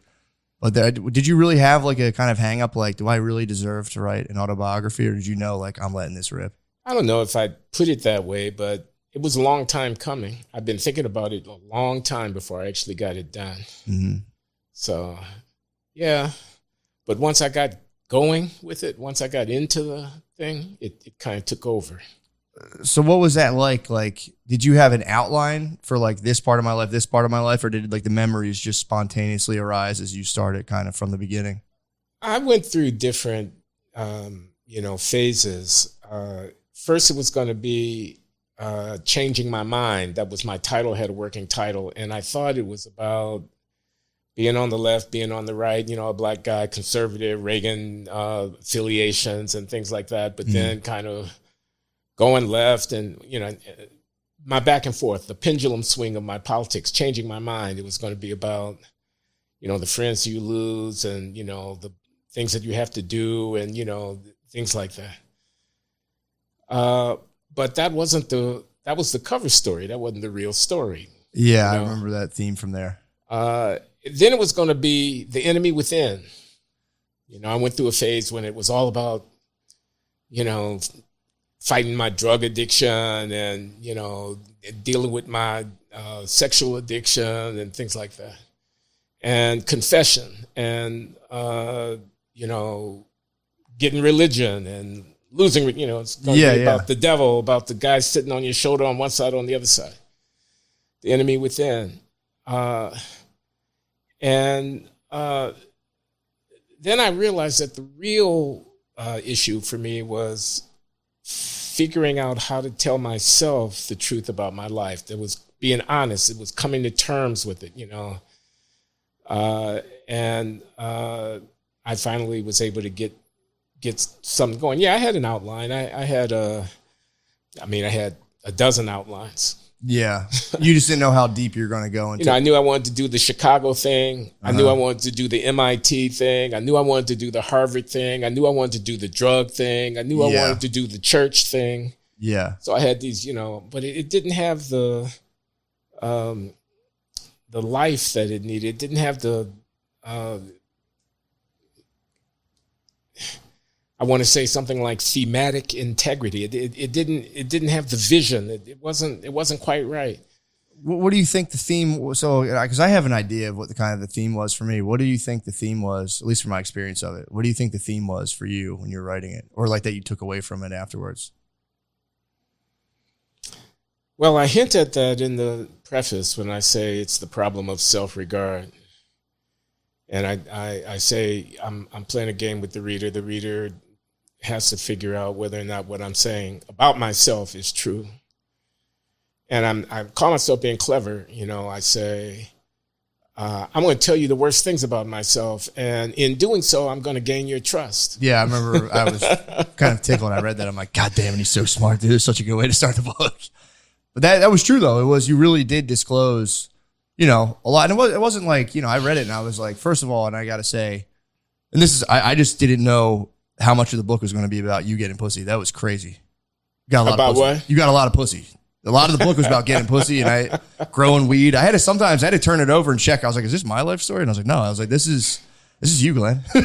Well, I wasn't bragging. I wasn't trying bragging. to prove anything. No, No, I dude. was just telling you what You don't happened. need to, bro. You don't need to, man. That was the smoking jacket, dude. I would try to explain that to people. And like, what are you talking about? I'm like, dude, it's the funniest thing. Was your Uncle Adler smoking You jacket? should have known my Uncle Adler, man. Yeah, that was my Uncle Adler's smoking jacket, and he gave it to me. I mean, he came to my bachelor pad on the near north side of Chicago, Lincoln Park. And, it was all set up for seduction. Yeah. And, I've got the music playing and I got the incense burning and the weed and whatnot. And, the fireplace and the exposed brick, the track lighting, the 4-poster bed. I'm ready. Bro. And he says, oh man, this is too much. You will make better use of this than me. Cause he was this, Duke Ellington-esque. Mm-hmm. He was born in the early 20s. So, he would have been like 30 years old in 1952, 53. He was in his prime. He was in his prime and he transferred you the smoking jacket. Well, by the time this happened, which was the late 70s, he was past his prime and he was in decline. He drank himself to death. Yeah, I remember. Yeah. He had a lot of different issues, but he was a ladies' man par excellence. And, Wait, so how old was he I when he admired gave you him the for jacket? How old was he when he gave you the jacket? Okay. He would have been 55. Oh, okay. I thought you were 60. saying he was 30. I got you. So he was like really happy. No, he was still making good use of it when he was 30. So what was the protocol for the jacket? Would it be on like in the house? Would you toss it on afterwards? Like how exactly did it work? The coolest thing was coming out of the shower, drying off, and just putting the jacket on. God and then I don't know if you fully, I mean, maybe you recognize this, but just like the poetic nature of how it met its demise, just a scorned young lover cutting it to pieces. Like there was no other way that jacket was going to lose form other than that by the hands of a scorned young lady. It was like some kind of Greek tragedy. Yeah, that's what I'm saying. I read that. I was like, this is beautiful. Like I said, it was like entrails strewn on the floor. Like, the soothsayer is supposed to come in and tell you what your future is going to be when you see this shit. But I that's what I really liked because, like, you really can, like you were saying, like, oh, I'll just hit a couple key themes from the south side of Chicago, blah, blah, blah. But you were like really went in the autobiography and it was like, you were really laid like, just stuff out there that I think a lot of people would kind of be like, nah, I'm going to polish my image where you're like, well, I want to be authentic, but then I don't want to totally, lose it. Because everyone has stuff they've done that they're obviously not proud of. To the point where people might be saying, you're telling me too much. They might be saying, why are you telling me all of this? They might be trying to say, oh, it was that bad. You think you can get a pass by telling me how bad it was? Yeah, but that's kind of, I think that's kind of, I don't know. I totally agree with what you're saying, but I'm like, if you've lived a full life, like you've made mistakes yourself and to be able to like, make them, learn from them, grow from them. I don't know. I just like when people are like, you think you're getting a pass now? It's like, dude, I'm sure you've done stuff too. Like, yeah. My answer would be like, yeah, dude. I wrote it down and it's like, well, a pass for what? It's just like, this is my life. This is what happened. And it's like. Well, that's where I came out. I came out saying, it is what it is. And I have to tell it fully. And as I say in the book, in a way that I'm exposing myself to myself too. I'm going back over these things and I'm asking myself, man, how could you have done that? What was it going on in your mind? Like when I smoked crack in my Harvard office. Yeah, that was pretty good. That was a good one I take my whole career in my hands. Anybody could have come in with a security key, man. Yeah, that and also that was crazy. That was a wild move. And also, I will say, bringing the side babe to a work thing. Bro, I read that and I was like, no, Glenn, don't do this. No, dude, that was crazy. In Israel. I took her to a conference at the Hebrew University of Jerusalem, Mount Scopus campus. And were people really like, did people actually like take you aside and like, dude, what the hell? Or were they just kind of They didn't, but they raised their eyebrows. But I was oblivious to the whole thing, man. I was getting ready to go into the Reagan administration as an undersecretary to Bill Bennett in the education department, which was all about family values and everything like that. And it was just crazy. Yeah, but the thing that this is the one question that like, because when I read your autobiography and it sent me, I started reading them now like compulsively. I'm reading a bunch of them because then I started like, when I read yours, the big question was like to that point of like when you were like, orbiting the apex of basically worldly power. And then the whole thing, the thinking that I would get from your autobiography would be like, yeah, I shouldn't be doing this. I shouldn't be having extramarital affairs, but I kind of deserve a reward. I'm working hard. I'm getting all this stuff. And that was the thinking at the time. And it's honestly like you said, you weren't obviously the only one in Washington, D.C. that had, a little sweet thing on the side. So the question would be like, looking back on all that, what do you think a person in like super high stature like deserves, quote unquote, or like, what do you think looking back on that now? Does that question make sense? Well, yeah. In the book, I talk about master the universe. Like yes, that's the phrase. And I got that from Tom Wolfe, the writer. His book Bonfire of the Vanities. His character Sherman McCoy, who was a bond trader. He was like 35-year-old, had a big apartment in Park Avenue or something like that. He was living the life in New York City. He had social X-ray wife and all the museum, benefit things and whatnot. And he's making $1 million a year, and he's a master of the universe. He has a side piece. He gets into trouble. It's a fiasco. You have to read the book. It's very funny. Yeah. But I identify with that guy. Yeah. I thought, I'm a professor at Harvard. I'm the smartest guy in the room. I wasn't making his kind of money, but I wasn't doing badly. I had real connections. I was on the upscale. I was on the magazine, thing. And you're getting tapped by literally the Reagan administration. Yeah, I was going to the White House, and I was, the world was mine. I could do whatever I wanted to do, and the side piece was a part of that. And, did not think there would ever be any reckoning, and felt like I had it coming. The reckoning, you're saying? I said, didn't think there would ever be any reckoning. I mean, didn't imagine chickens would come home to roost. Didn't see anything, like Sherman McCoy in the book. Yeah. When he ends up in a New York City courtroom and his whole life falls apart and the girlfriend is gone and the bond trading firm doesn't want his services anymore and the newspapers are on his heels and the lawyers are picking him over. I ended up pretty much in the same kind of a position. Yeah, well, that's kind of my question, because I started reading these autobiographies trying to figure out, like, because there's like, if you look at like value systems, you have like sacrifice self. This is all from like Spiral Dynamics, which I'm not like a master of. I've just read books about it. And there's like express self, which is like, I'm going to get what I want, not even like damn everybody else, but like I'm going to, try to get as much as I want is, that's my driving emphasis on life. And then there's like, I should sacrifice my well-being for the good of others. And they're just two prevalent worldviews that like, you can either subscribe to one. And the question I have is like, to what degree do you sacrifice your own joy and happiness versus do you, pursue your own joys? And like, basically how do those worldviews play out if you read someone's entire life? So I don't have the answer to that. I don't know if maybe you could shed some light. Do I? Yeah, it's kind of a tough one to figure out. What would you say looking back on it? Like, because my main question was like, yeah, if you were to have side pieces and get away with it, you'd probably look back on your life pretty fondly and be like, fuck yeah, dude, that was awesome. But it's when it comes and it just kind of like hits your life like a meteorite. I think that's when that's what I'm just trying to figure out, basically. Well, sorry, that's like kind of a heavy question. What I told myself was I was living fully. Yeah. I've only got one life. I'm going to live it to the full. I'm going to have experience. I mean, I went through a religious phase, and I abandoned all of my wild pursuits. My wife, who had been with me through thick and thin, and had stuck with me. We started having a family. We had 2 sons. We're in their 30s now, but we're babies at the time. And I found Jesus. I was deacon in the church. I was, AA. I was going to my meetings. 2 years, 5 years. I was a straight arrow for a while. Yeah. So my question is, and in the book, it is funny because you talk about kind of the breaking point is like people touching you and you had to do like basically the tongues, and you had at one point you just gave in and you're like, bah! It's complicated. What was that like? I mean, was it not? Well, there was that.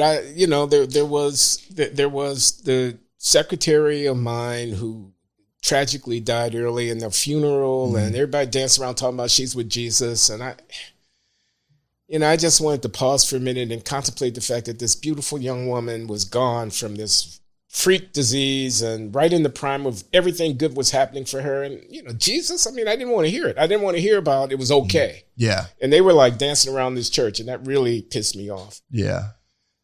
But the thing that you referred to is earlier, it's when I was first coming along in the church and being inducted into the spiritual community and the culture of belief. And it was about baptism in the Holy Spirit. And they were putting hands on me and praying while we were setting up chairs in the gymnasium where the church was having its services before the service, and inviting me into this, state of a giftedness with respect to spiritual gifts, speaking in tongues, healing, this kind of, So this was a conservative, theologically conservative, Pentecostal-oriented kind of congregation, even though it's Black, Methodist, African Methodist, Episcopal, but they had this flavor to it. And, I didn't believe, and I ended up speaking in tongues. You did? I ended up, because that's how you show that the baptism of the Holy Spirit has come upon you, that you have a manifestation of it. But it was fake. I was just doing it to have them stop praying, because those people, those Christians were going to keep on praying. They wouldn't stop. It was this surreal scene, and they're going on and on and on, and they're getting expressive, and they want to completion of this thing. They want to, and I performed, and afterwards I kind of,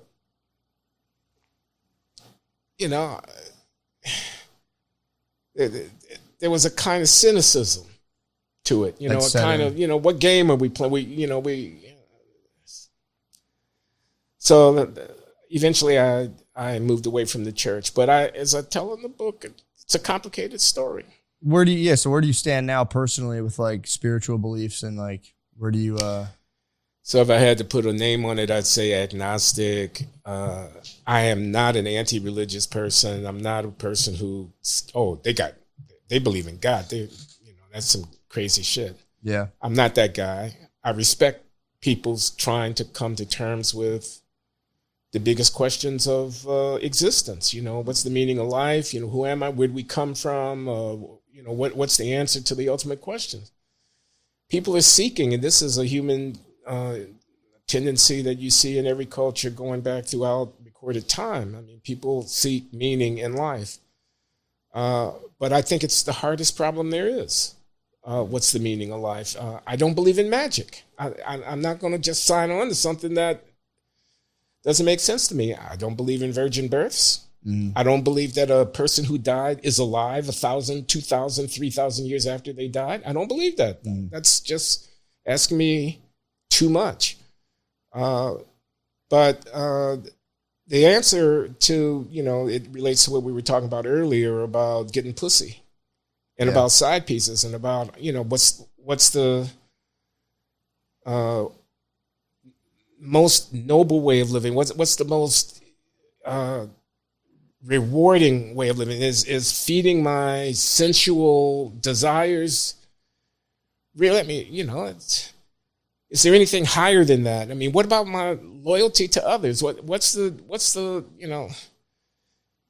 anyway, I'm rambling. I'm just saying I think people trying to answer that question and in part through religious practice is a legitimate thing. I'm just not.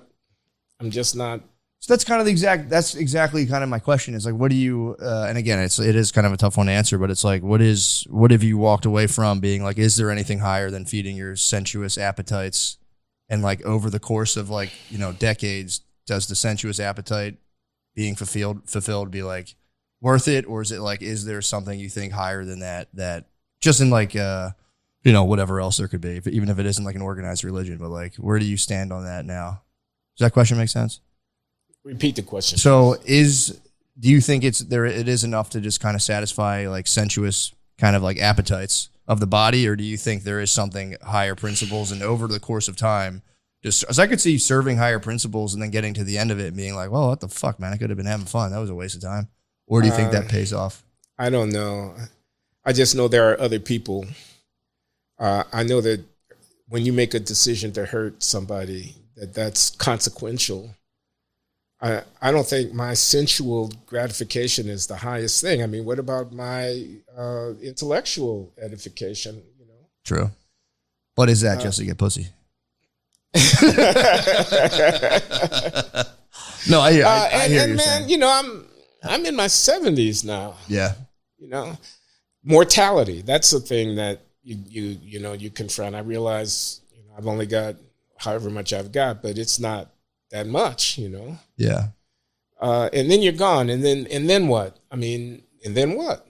You know, I don't believe in the afterlife either. I think when the brain cells stop firing, whatever consciousness that is embodied in me is gone forever. So what's the point?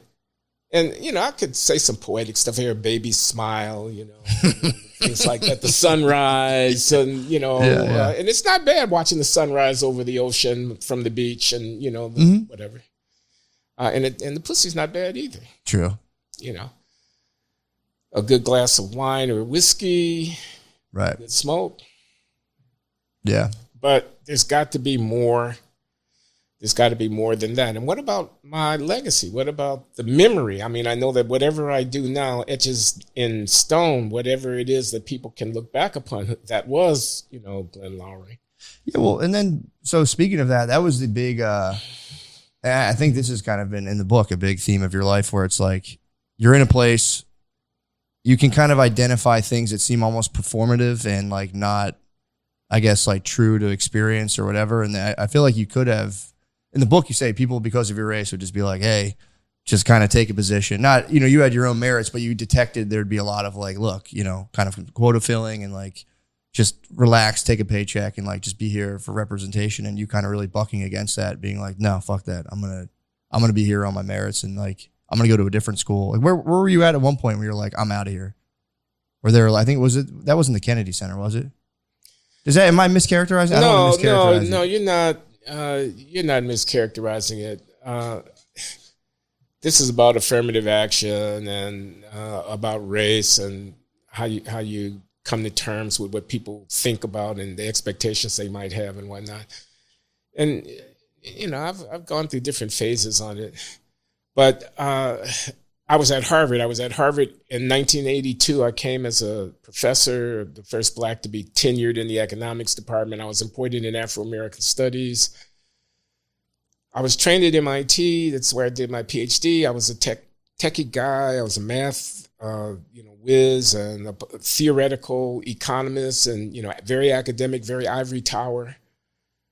And it was a fork in the road for me about whether to be a pundit, a public intellectual, a guy that you see on TV and writing in magazines and whatnot, or whether to be a scientist. And I didn't know if I was good enough to really break through to the first rank of the scientists. I was in that pack, but I didn't know if I was at the top of the heap in that pack because, those guys are pretty good. Yeah. I had my doubts, and I got brought into Harvard so early in my career, and I had this portfolio of responsibilities where I was going to be the Black guy, I was going to be the Black economist, I was going to do the Afro thing, as well as doing the scientific thing on the economics, and I was overwhelmed by it, and the doubt of whether I was good enough, which especially rankled me because I didn't want anybody to think that I was.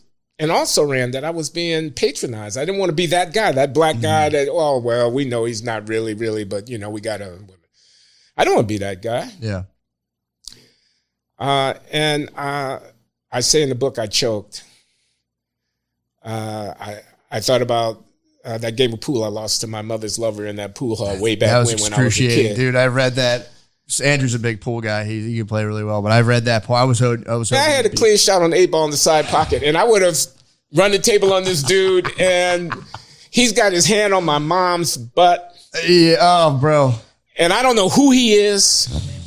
And, man, and I missed that shot. Oh. I choked, man.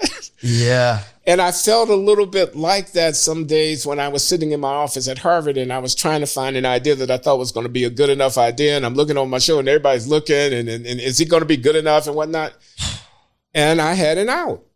Yeah. And the out was going over to the Kennedy School, taking up the job of a public intellectual and start writing op-ed pieces and, book reviews and magazines and commentary because I was a unusual black guy. I was conservative in some of my orientations. I had a lot of respect for what the Reagan Revolution was about as far as an economist is concerned. Forgive me.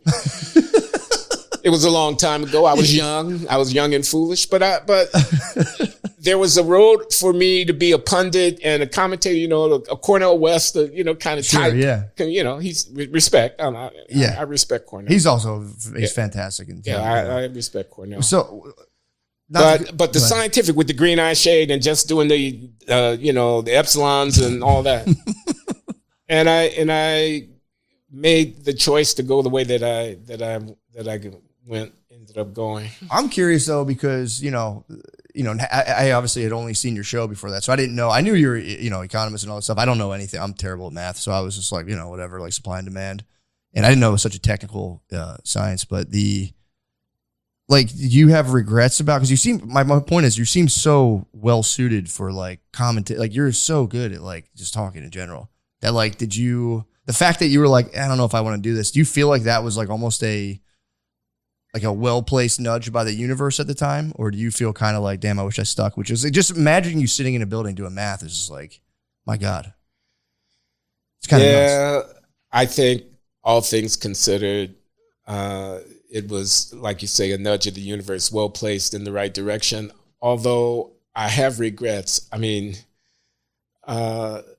I would have been a much less interesting dude if I had done the scientific thing. Yeah, true.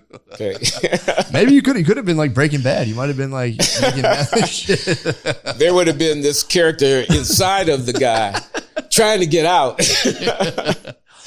That's what I'm saying. It would have been crazy to keep all of that in, just the hours of talking, all of the stuff you've done, and to like keep that in and just sit behind a desk and just doing. So there's a character I carried through the book.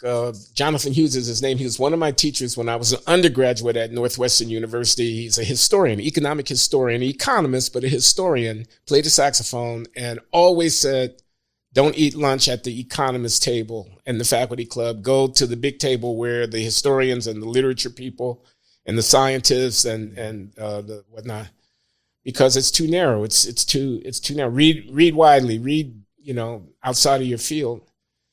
And I think that not getting too down in the weeds spirit stuck with me. I mean, so I might have been unhappy. Yeah. As a guy trying to, every year the Nobel list comes out, you're looking to see if your name is on it kind of guy. Yeah. I might have been, unhappy. I know I would have gotten a lot less pussy. I feel you. Yeah, I mean, well, and it's funny too, because I think obviously it worked out. You got your recognition, and it's like, I do see the pressure that is kind of like, because for me, it's like, maybe this is like, I'm trying to think how to formulate this. But I especially with like, the black conservative thing, I feel like there's just like undue pressure where it's like, you're doing conservative values, but then you have, in the back of your head, it's like you have, family, all these other people where it's like could almost excommunicate you, being like, dude, you're playing for the wrong side, blah, blah, blah. Did you feel the pressure of like almost like conservatives wanting to be like, yeah, say those things? Cause like, cause it's a shame. Cause it's like, if that's your real orientation, then you're like, how do you balance that? Or do you care? That's a good question, Matt. No, I definitely care. I definitely felt it. And I think you put it very well. Yeah, on the conservative side, there's people saying, yeah, get on out there, darky. I could say it, but they bite my head off. You go ahead.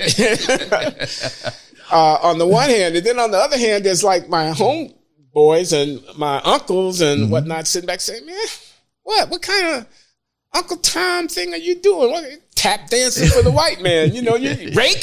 Come on, you got to be kidding me. Reagan? Yeah, like that. And where do I stand? I don't want to be anybody's dancing bear. I'm there to say that even black people agree with us about affirmative action. I don't want to be that, guy. On the other hand, I had my doubts about affirmative action. I actually agreed with Reagan about a lot of the economic policy stuff. So I had to be true to myself. I mean, I can't live my uncle's life. I mean, but I had doubts. So that's definitely the case. So I bounced back and forth, I mean, I broke with the Reagan people. I tried to come home again and realized then you can't ever really go home again. Yeah. Well, it's kind of like, oh, you gotta switch the thing. All right, so I'll take a little break. All right, sorry about that. We had to change the battery in the camera. Okay.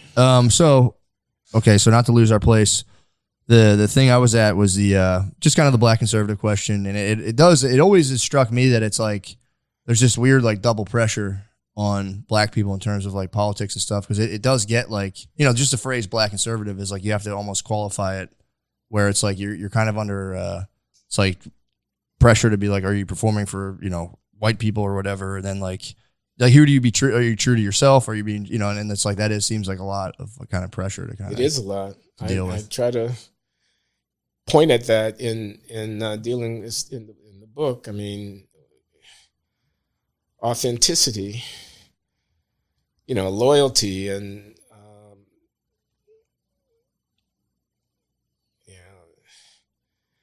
I resent other people thinking that they look at the color of my skin and they think I know what I'm supposed to say or what I'm supposed to do. I deeply resent that. Yeah.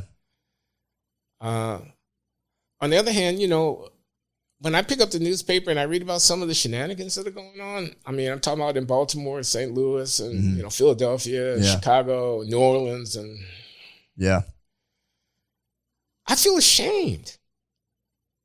Now, why should I feel ashamed about some knucklehead in some ghetto project somewhere that's ripping somebody off in a carjacking and shoot some other train? Why should I feel anything about that just because that person is black and I'm black? Mm-hmm. And I feel like it's my people, and I feel like I'd be damned if I apologize for that. On the other hand, how can I expect somebody to see that and not want to move their family away from it? Yeah. And is it enough to just call them a racist? And I feel like the people who represent my group, my racial group, who go on TV, and I could name names, but sure, I don't need to, it's a song and dance. I mean, they're not dealing with the real thing, and they're not being honest with it. And yet, if I were to say what I really think, then I'd be a traitor. So it's like a maze. It's like wandering in a maze. I mean, I don't know what to do, and I don't want to feel trapped. I want to be true to myself. So I'm dealing with it the best I can. Yeah. Well, that was like, so I went to school like kind of later, like only a couple of years ago, I think in 2000, I went to school for social work, or no, 2020, excuse me, for social work. And that was like, I mean, it was crazy just being like, there was no, like even suggesting that somebody have something, you could even be like, obviously there was historical traumas endured, and like there's a real thing with that. Then be like, but despite, you still have to have some sort of like, like responsibility. Like you are at some point still responsible for your life. Just saying like that, they'd be like, no, you can't. How dare you? And it's just kind of like, well, dude, it's not going to help anybody. Like take like a 40-year-old person and be like, yeah, look, none of this is your fault.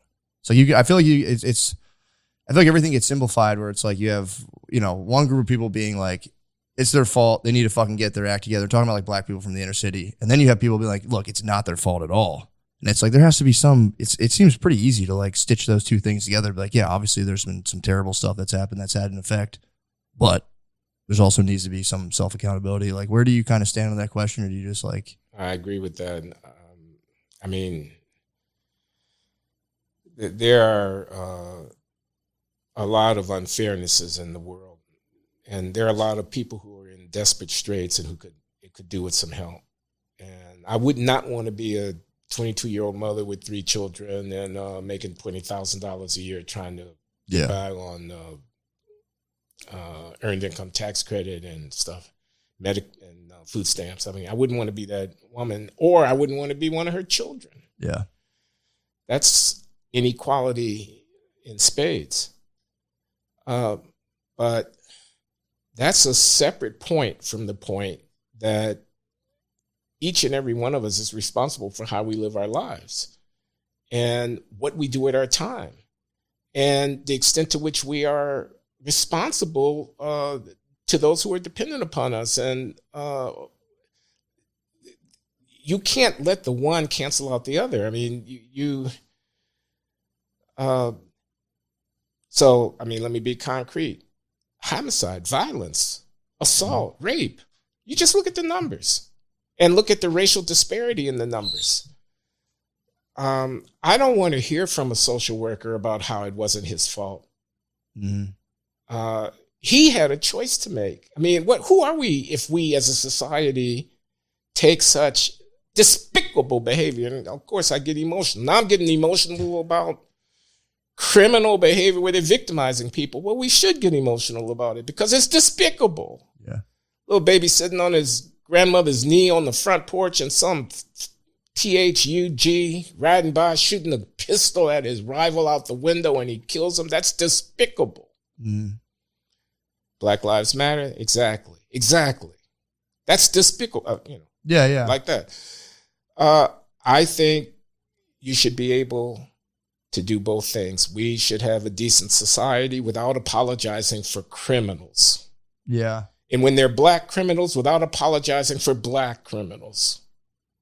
Yeah. Okay. And that was the thing. And then on your show I was watching, you said something to the effect, and I thought it was like also true and good to be like, and people forget too that like people in the inner city, they're Americans, like they're your fellow country people. Like we should be also helping where we can help and not like using the crime to just be like, that's a totally lost cause and then blah, blah, blah. Because there is like when I was doing the social work, I worked with high schoolers and I would hear their stories, and it's just like if you, like I grew up in the suburbs, and it's like from a suburban perspective to be like, yeah, they just got to figure it out, man. They got to go to school. And it's like, I would hear the firsthand accounts of like what a 14-year-old girl was dealing with. And it's just like, Jesus Christ, man. It would just be like frying my computer where I'm like, this is, I wish people would take a more kind of nuanced approach and just kind of like you're saying, be able to be like, yeah, you can call out bad behavior and also not try to like use bad behavior to, if you want to take like not to like single out Fox News, but like growing up in the 90s, I'm sure you remember the news was just like on Fox News, it'd just be like, black guys are terrible. And like it almost like when I remember being a little kid watching TV, just like seeing the news and like, Jesus Christ, that's all it was. Then it flipped to like terrorists. Then it was like, white people are the devil. So yeah, I wish people would take more of like a nuanced approach. And it really makes me think like, have you ever thought about just for the sake of the money, just cashing in and going like full Daily Wire? And going where? Full Daily Wire and just being like, yeah, dude, you motherfuckers better knock it off right now. Here's my $2 million, please. Because that's crazy. You watch those right-wing commentators and it's like, it's the same one that's like the super liberal. You know exactly how they're going to fall on the issue every time. And it's like, do you ever think about taking that money and just going totally unilateral one issue and be like, yeah, guys, just let me know. Because those guys get paid lots of money. You're giving me ideas, man. Just a couple of years. Just cash in for a couple of years and just like, you know what, guys, I take it back. Because isn't that crazy though that you have the internet? That's like nobody's. I'll tell you what. So, because you could do it. You could do it very well if you wanted to. I have the podcast, The Glenn Show, and people watch it, and it's got a Substack thing, and it had a Patreon thing, and they're paying subscribers, and there's advertisers, and there's a little bit of money on the table. There could be a lot more money. You know what I'm talking about, exactly. That you kind of. My whole point is you kind of pay the price for being honest. Oh wait a minute, because I got most of these guys beat because I'm a Ivy League tenured professor with an MIT PhD. Wait a minute. You're not going to be able to write that brother off, okay? No. And he's out there talking about what the immigrant thugs are doing.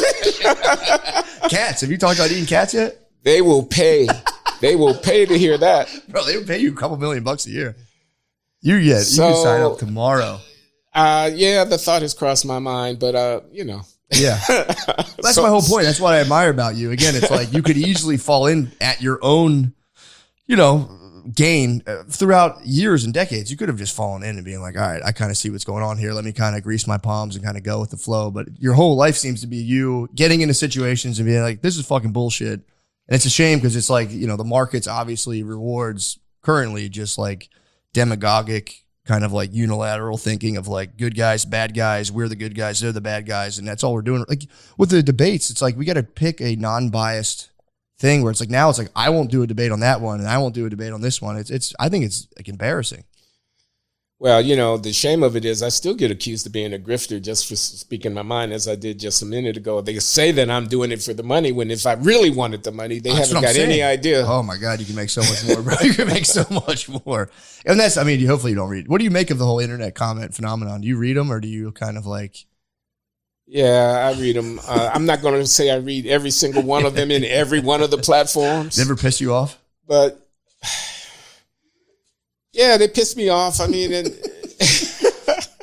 don't read them. I have an editor and a producer at the podcast who helped me put the thing out, and we meet and talk about all this stuff and the feedback and whatnot. Audience capture, you don't want to get an audience capture and whatnot. Yeah. But I try not to take it personally. Yeah, you can't. You just can't. I always tell people podcasting, the comments are like coal dust for coal miners, dude. It's just an unfortunate reality. You got to breathe some in, but don't whiff it in unnecessarily, because it'll spin you out. You get one that's like great, another one like this sucks. This guy's the worst guy ever, and then you're stuck between those two things. You're like, I don't know which one's true. Yeah, but that is something I do admire, the fact that like your shows, you guys really do like. And there's not a lot of it. You don't see a lot of like high level commentary and thought on issues, other than just kind of like, here's a CNN panel with like 4 people blinking in a camera, and, you know, they're cutting mics and doing stuff. Same on Fox, where it's like, you know, you can say stuff and they kind of like really try to like almost force a point on people, rather than letting the point kind of like the cream rise to the top in terms of people talking. And it's like, I think you and John McWhorter do a good job of that. And you guys at least you kind of offset each other. You know, I know you guys don't agree on everything. Have you guys ever gotten in like a real fight on the show where you had to like... What's the question again? You and John McWhorter. Have you guys ever like really butted heads hard, or like... Fighting over something? Yeah. I mean, not really. I mean, we have a thing going, you know, this kind of shtick. Yeah. You know, like Lewis and Martin or something like that, you know, playing off of each other, and, you know, my personality, his and whatnot. I go on these rants. He's so kind of snooty. And, you know. John, I'm sorry, man. I'm sorry. He's great. But he would say it himself. He would acknowledge it, you know. Does. He's kind of weird in that way. But he's smart and he's interesting, and we have a conversation going. And yeah, I mean, Trump, you know, so I'm a Trump apologist and he's got Trump derangement syndrome. Yeah, that's kind of like the type. Okay. And I'm like, you know, how can you sit there in New York City and sneer down your noses at 75 million people? And, you know, have you ever thought about why he's actually as successful as he is? And, you know, your coastal elite people do not have a natural entitlement to run the world. You know? Yeah. Oh, so what do you make of that then? The whole Trump versus Kamala Harris situation, and just specifically Kamala Harris's rise from literally like the ashes. It was like a senile guy, visibly a guy with, you know, cognitive issues. It's one of the most interesting things I've ever seen in my lifetime. I mean, what I think about it is there are events which expose the real structures of power for what they are. So I watched Nancy Pelosi on Bill Maher, and she's out with a book called The Art of Power. Really? Yeah, Nancy Pelosi has a book. It's called The Art of Power. And Bill Maher had her on his intro segment when he does the interview one-on-one. And I thought, yeah, this is real power. You asked me about Kamala Harris and... you know, sorry to cut you off. What is the nature of her book, though? The Art of... I haven't read the book. How is it? She's, I guess, giving an account of her rise as Speaker of the House and leader of the Democratic Party, and you know, the inside game of, you know, how we decide things like who's going to be president of the United States. What? Why did she do that? Seems I added that last book. I was like, because I haven't read the book. I was like, I'm saying it's gullible, The Art dude. of Power. Like, that's, but you know, Trump's signature book is The Art of the Deal, and Nancy Pelosi is The Art of Power. And the image when I watched her being interviewed by Bill Maher was her tearing up that copy of the State of the Union address that Trump gave that time. Yes, I remember complete contempt. Yeah. For this guy that got more votes than anybody else except Joe Biden, et cetera. Yeah. But she does have a book named The Art of Power. That's true. She doesn't what about? She does have a book named yeah, that's true. That's true. She You has a were book called just The Art pulling of my Power. leg on the. I thought she really did a tell all about like polling candidates and all this stuff. What I was trying to say in response to your question about Kamala Harris was she was a failed vice president until yesterday, and now she's become the hope for the future. I resent having that foisted on me. Yeah. I'm just saying I'm not a fool. I'm not asleep out here. I see you people making your moves. I see you billionaire hedge fund people making your moves. Mm-hmm. I see you Democratic Party leadership making your moves on me and trying to tell me a story about what's going on. And first Black woman, first Asian woman. Yeah. Please give me a break. My sense, it is kind of grotesque to even, especially to use like, legacy of racial struggles and all that stuff and like have that as like almost a hologram hovering over a giant bureaucratic machine trying to launch like multiple I like wars. that image. You know what I mean? Doesn't that feel kind of like, I don't know, it gives me the creeps where I'm kind of like, don't, of all things, like, Jesus, man. You're supposed to like, the hologram image, I love this. This is what is put out by the real structures of power to mollify and put you people to sleep, to lull you into a complacency and an acceptance, to give a phony legitimacy. I mean, the future. Yeah. Hope. Oh, yeah. More wars. Joy. Yeah. The joy made me laugh, dude. That was when you did the rendition of Oprah's performance of Joy. That actually made me chuckle. Do they think we are idiots? What do they think? They lead us with a ring through our nose. They say bark and we bark. How does it work? I mean, that's a question too. Is it even working? Is it all just a media fabrication or like, cause I live in a pretty liberal area in Austin, Texas, and I don't see a ton of the Harris signs. I see them. They're like starting to pop out a little more and more, but it's not like usually you would think they'd be everywhere. Like Obama. I remember when Obama was running, those signs were everywhere. The Harris, forgive me, I forget the Mr. Vice President's name, but that Waltz, I believe. Waltz. I don't see those as much. And I'm in like the thick of like, kind of like a liberal area, and I'm kind of. They're starting to spring up on the east side of Providence in the Tony neighborhood that I live in, but not nearly as thick as the Obama signs. That's what I'm saying. It's like, she's supposed to be like the great hope, and I'm kind of seeing that being like, wow, I don't know if they even believe it. Like, it's a short campaign. Yeah, true. It was kind of. It's over, and the next month it's going to be over. Yeah, that is true. It's like, here's the thing too. So it's easy to like point the finger, but I do think they are kind of like almost a manifestation of just like collective apathy. Like people are like Trump and Kamala. It's like, well, nobody else seems to really care or like they're just trying to go and press a button. Like, yeah, these people will take care of it. Now we've had just like these weird kind of figures emerge. And it's like, how do we not have anybody better in this whole country to do That's most what my wife keeps asking me. Important job? This is what we're left to choose among. It almost proves it's like somehow being curated in like a very weird way where it's like, like if you're just someone with like good intentions and a lot of good ideas, like clearly can't make it to the national spotlight, maybe now with the internet, I don't know. No, it is what it is. True. That's true. That's true. I guess I'm naive to think that, we'd just be like, get up there, man. You can do it. But either way, you have, so again, Glenn show. I think people should all watch that. Is there anything else you have burning on your mind you'd like to talk about?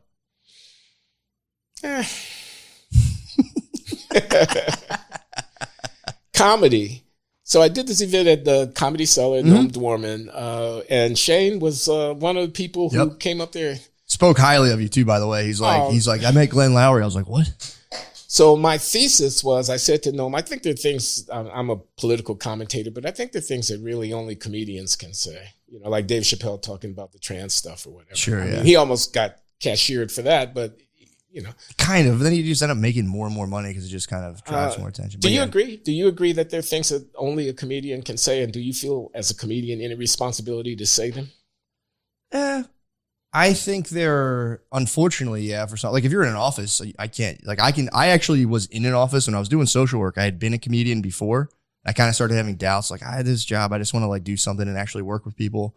Then I did land me in an office and people would be like, yo man, like you can't talk like that. So there is definitely like, yeah, obviously I think, or construction workers also can say whatever they want, but there's not a big difference. But I don't know. When I get like, I think that yes, comedians, not to get too highfalutin about, what I've been up to, but it's like a lot of comedians kind of cash in and just kind of put the blinders on. They're like, look, I don't want to get controversial. I want to kind of sell my tickets. But I think they have a function where they should be kind of like, ridiculing, because I was reading something recently and they're saying, ridicule's usually the tool of the masses. And when people in power try to employ ridicule, it never has the same effect because it kind of comes off as like, kind of contrived and phony. So I think as a comedian, you should be like kind of lampooning anything you see as just kind of like disingenuous or just kind of like fake. Like you were saying, you can watch the Kamala thing and, I'm sure people can make fun of Trump too if they want. And it's like, whatever they have, ad nauseum, but it's like, you see something about it and you're like, this is kind of weird. But if you're in an office environment and you're like, I don't know about this. Now it's like you could upset your boss. It's just, you can't. I do think working in an office for too long gives you like low grade brain damage, which is not a popular opinion, but I think it does. Just from having to kind of like, just like you were saying, behind a science desk, just keep so much of you inside of yourself. I think it does something. I think you have like these mini hemorrhages in your brain. So, sorry. To answer your question, yeah, I think they do. I think you should try to be funny because there's people out there, they're working, they're at a job they hate all the time. So like, it's like you got to strike a balance between being like, I'm burning with a message for the world, because then people can be like, bro, come on, man. I'm trying to just laugh. I just want to laugh and have fun and drink a couple beers. Right. But I think there is, you should try to have some sort of substance to it, if they are kind of inclined. But you can also go out there and just do dick jokes. And if people laugh the whole time, it's like, I would never like sneer and be like, it's just like perfect. Mission accomplished. Make people laugh, spread joy, Okay, so I have another question. You're a performer. I'm a performer. Mm-hmm. When I go and give a lecture in class, I'm a performer. Yeah. And I've been doing it for a long time. My first college teaching experience was in 1975. So when I retire next year, it'll be 50 years. Damn. College teaching. I am always nervous before I step in front of a class. Always, even to this very day. I have notes, but I'm not sure I'm going to have enough to say or that I'm going to, be interesting and good and whatnot. I feel that to this day.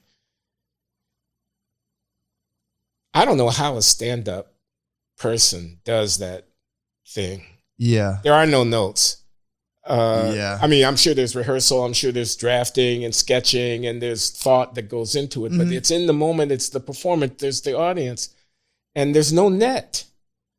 There's no safety net. There's no fallback. I mean, if you go flat, if you, as it were, lose your place, you're fucking done. Yeah, they call it losing your spine. If you lose your spine on stage, you're done. Well, I will say, and this is what I tell people, it's like, yes, it's the same thing. I'm always kind of nervous. Even the first 5 minutes takes me, I'm like a little squirrely. I don't know if people can even notice, but I'm like kind of like, because I'm like, I'm going to forget. I start like kind of have a thing where I'm like, what am I doing? But the thing that comedians get is when a whole room laughs, it puts you in like the deepest sense of like, it's like it's a hard feeling to describe, but it's a very nice feeling. And you're just kind of like little Pac-Man pellets. You're like trying to get the next laugh. And once you've gotten so many, you just kind of relax. And like, when I talk without laughter, I tried to give a reading at my brother's wedding a couple years ago. And I was like, my mom was like, you do it? I'm like, I'm a pro, man. I'm a professional speaker. I was going to pass out. I was at the podium, like, there was 40 people, and I was like, I'm going to free. I thought I was going to faint. So I'm not a public speaker by nature, but comedy, when I get laughed, it puts me at ease, and I'm like, all right, I can do that, but I can't do any other form of public speaking. That's so interesting. Like teaching a class, because you're not getting that. It's like a visceral feedback. So you're like, yes, I got them. When you're just like spreading an idea, I would go nuts being like, does this make any sense? And then you have all these, just people, and the people are bored in class too. That would just kill me to see someone like kind of like, so. Yeah, I got it. I hadn't thought about that laughter thing. That's a unique thing to the comedic experience. Did you ever make your class laugh? I'm sure you made your class laugh. Yeah, but I'm not there to make them laugh. I mean, I'll tell a joke along the way. It'll come to me, or it'll be an old one that I've used before. And you got canned crowd work, yeah. And then they're also, they can raise their hands and ask questions and make comments, and I can play off of that. And there is feedback. I don't think anything like what you get when you're in that comedy routine thing. Yeah, it's kind of visceral. There's like a visceral element that kind of like, it's kind of nice. So I'm good. Okay, dude, I think you did a great job. Watch a Glenn show. I would tell everyone, again, I don't have any, I don't have the power of Oprah, but people do listen to me about books. I have like a grain of sand of Oprah's book club power. So I give it total double thumbs up. And I think, you'd be a fool not to read it. Well, I hope the book does well. So far, so good. I mean, I'm not breaking any records, but the reviews have been, on the whole, very, very Fantastic. positive, and it's been widely noticed, and I get a lot of positive feedback from people like you. So I'm hopeful. Nice, man. Well, hopefully I can get it out to a couple more people, because it was really. I've read the other memoir you mentioned, the Born Again, of Chuck Colson. I read that whole book from there, and I'm on a memoir frenzy right now where I'm reading as many of them as I can to try to get the big answers, to see if I can maybe figure out this age-old question that I brought up before of like sensual pleasure over like some sort of higher order. And right now, Well, more power to you. Well, thank you so much. Right now, it's just me masturbating in hotels, so that's all I got. I don't have the rock star lifestyle. Well, thank you so much, Glenn. We can edit the last part out. I'm sorry, I didn't want to ruin it. But thank you so much for doing this. Really, I think you are one of the best people. It's like you're one of my top people to go to and just kind of like catch information, because I know it's not like, doesn't have that ideological capture that I think 99% of other stuff on the internet has. So I'll tell you this. So I trained with a guy. He's a good guy. He has a little gym. And another of his clients is Nick. So Nick's going to be at one of your shows either tonight or tomorrow night, because he follows you and Shane. And, nice. And he said, I heard you mentioned on Matt and Shane. And he was so excited about it. He said, they like you, man. And I know you. He's happy to know the guy. That's so funny. So if he comes to the show that I come to, I'll Please, introduce you to him. Absolutely, that'd be awesome. I'm excited. Again, I can't wait. He's a great guy. He loves his kids, and I love that about him. That he's a high school teacher, very modest guy. Just trying to keep his kids interested. And his big thing now is that they have to put their phones in the phone holder when they come into the classroom, and they get them back after the end of. That's awesome. But Nick's a good guy. Nice, man. Hopefully I get to meet him. So yeah. Thanks again. Okay. Appreciate you.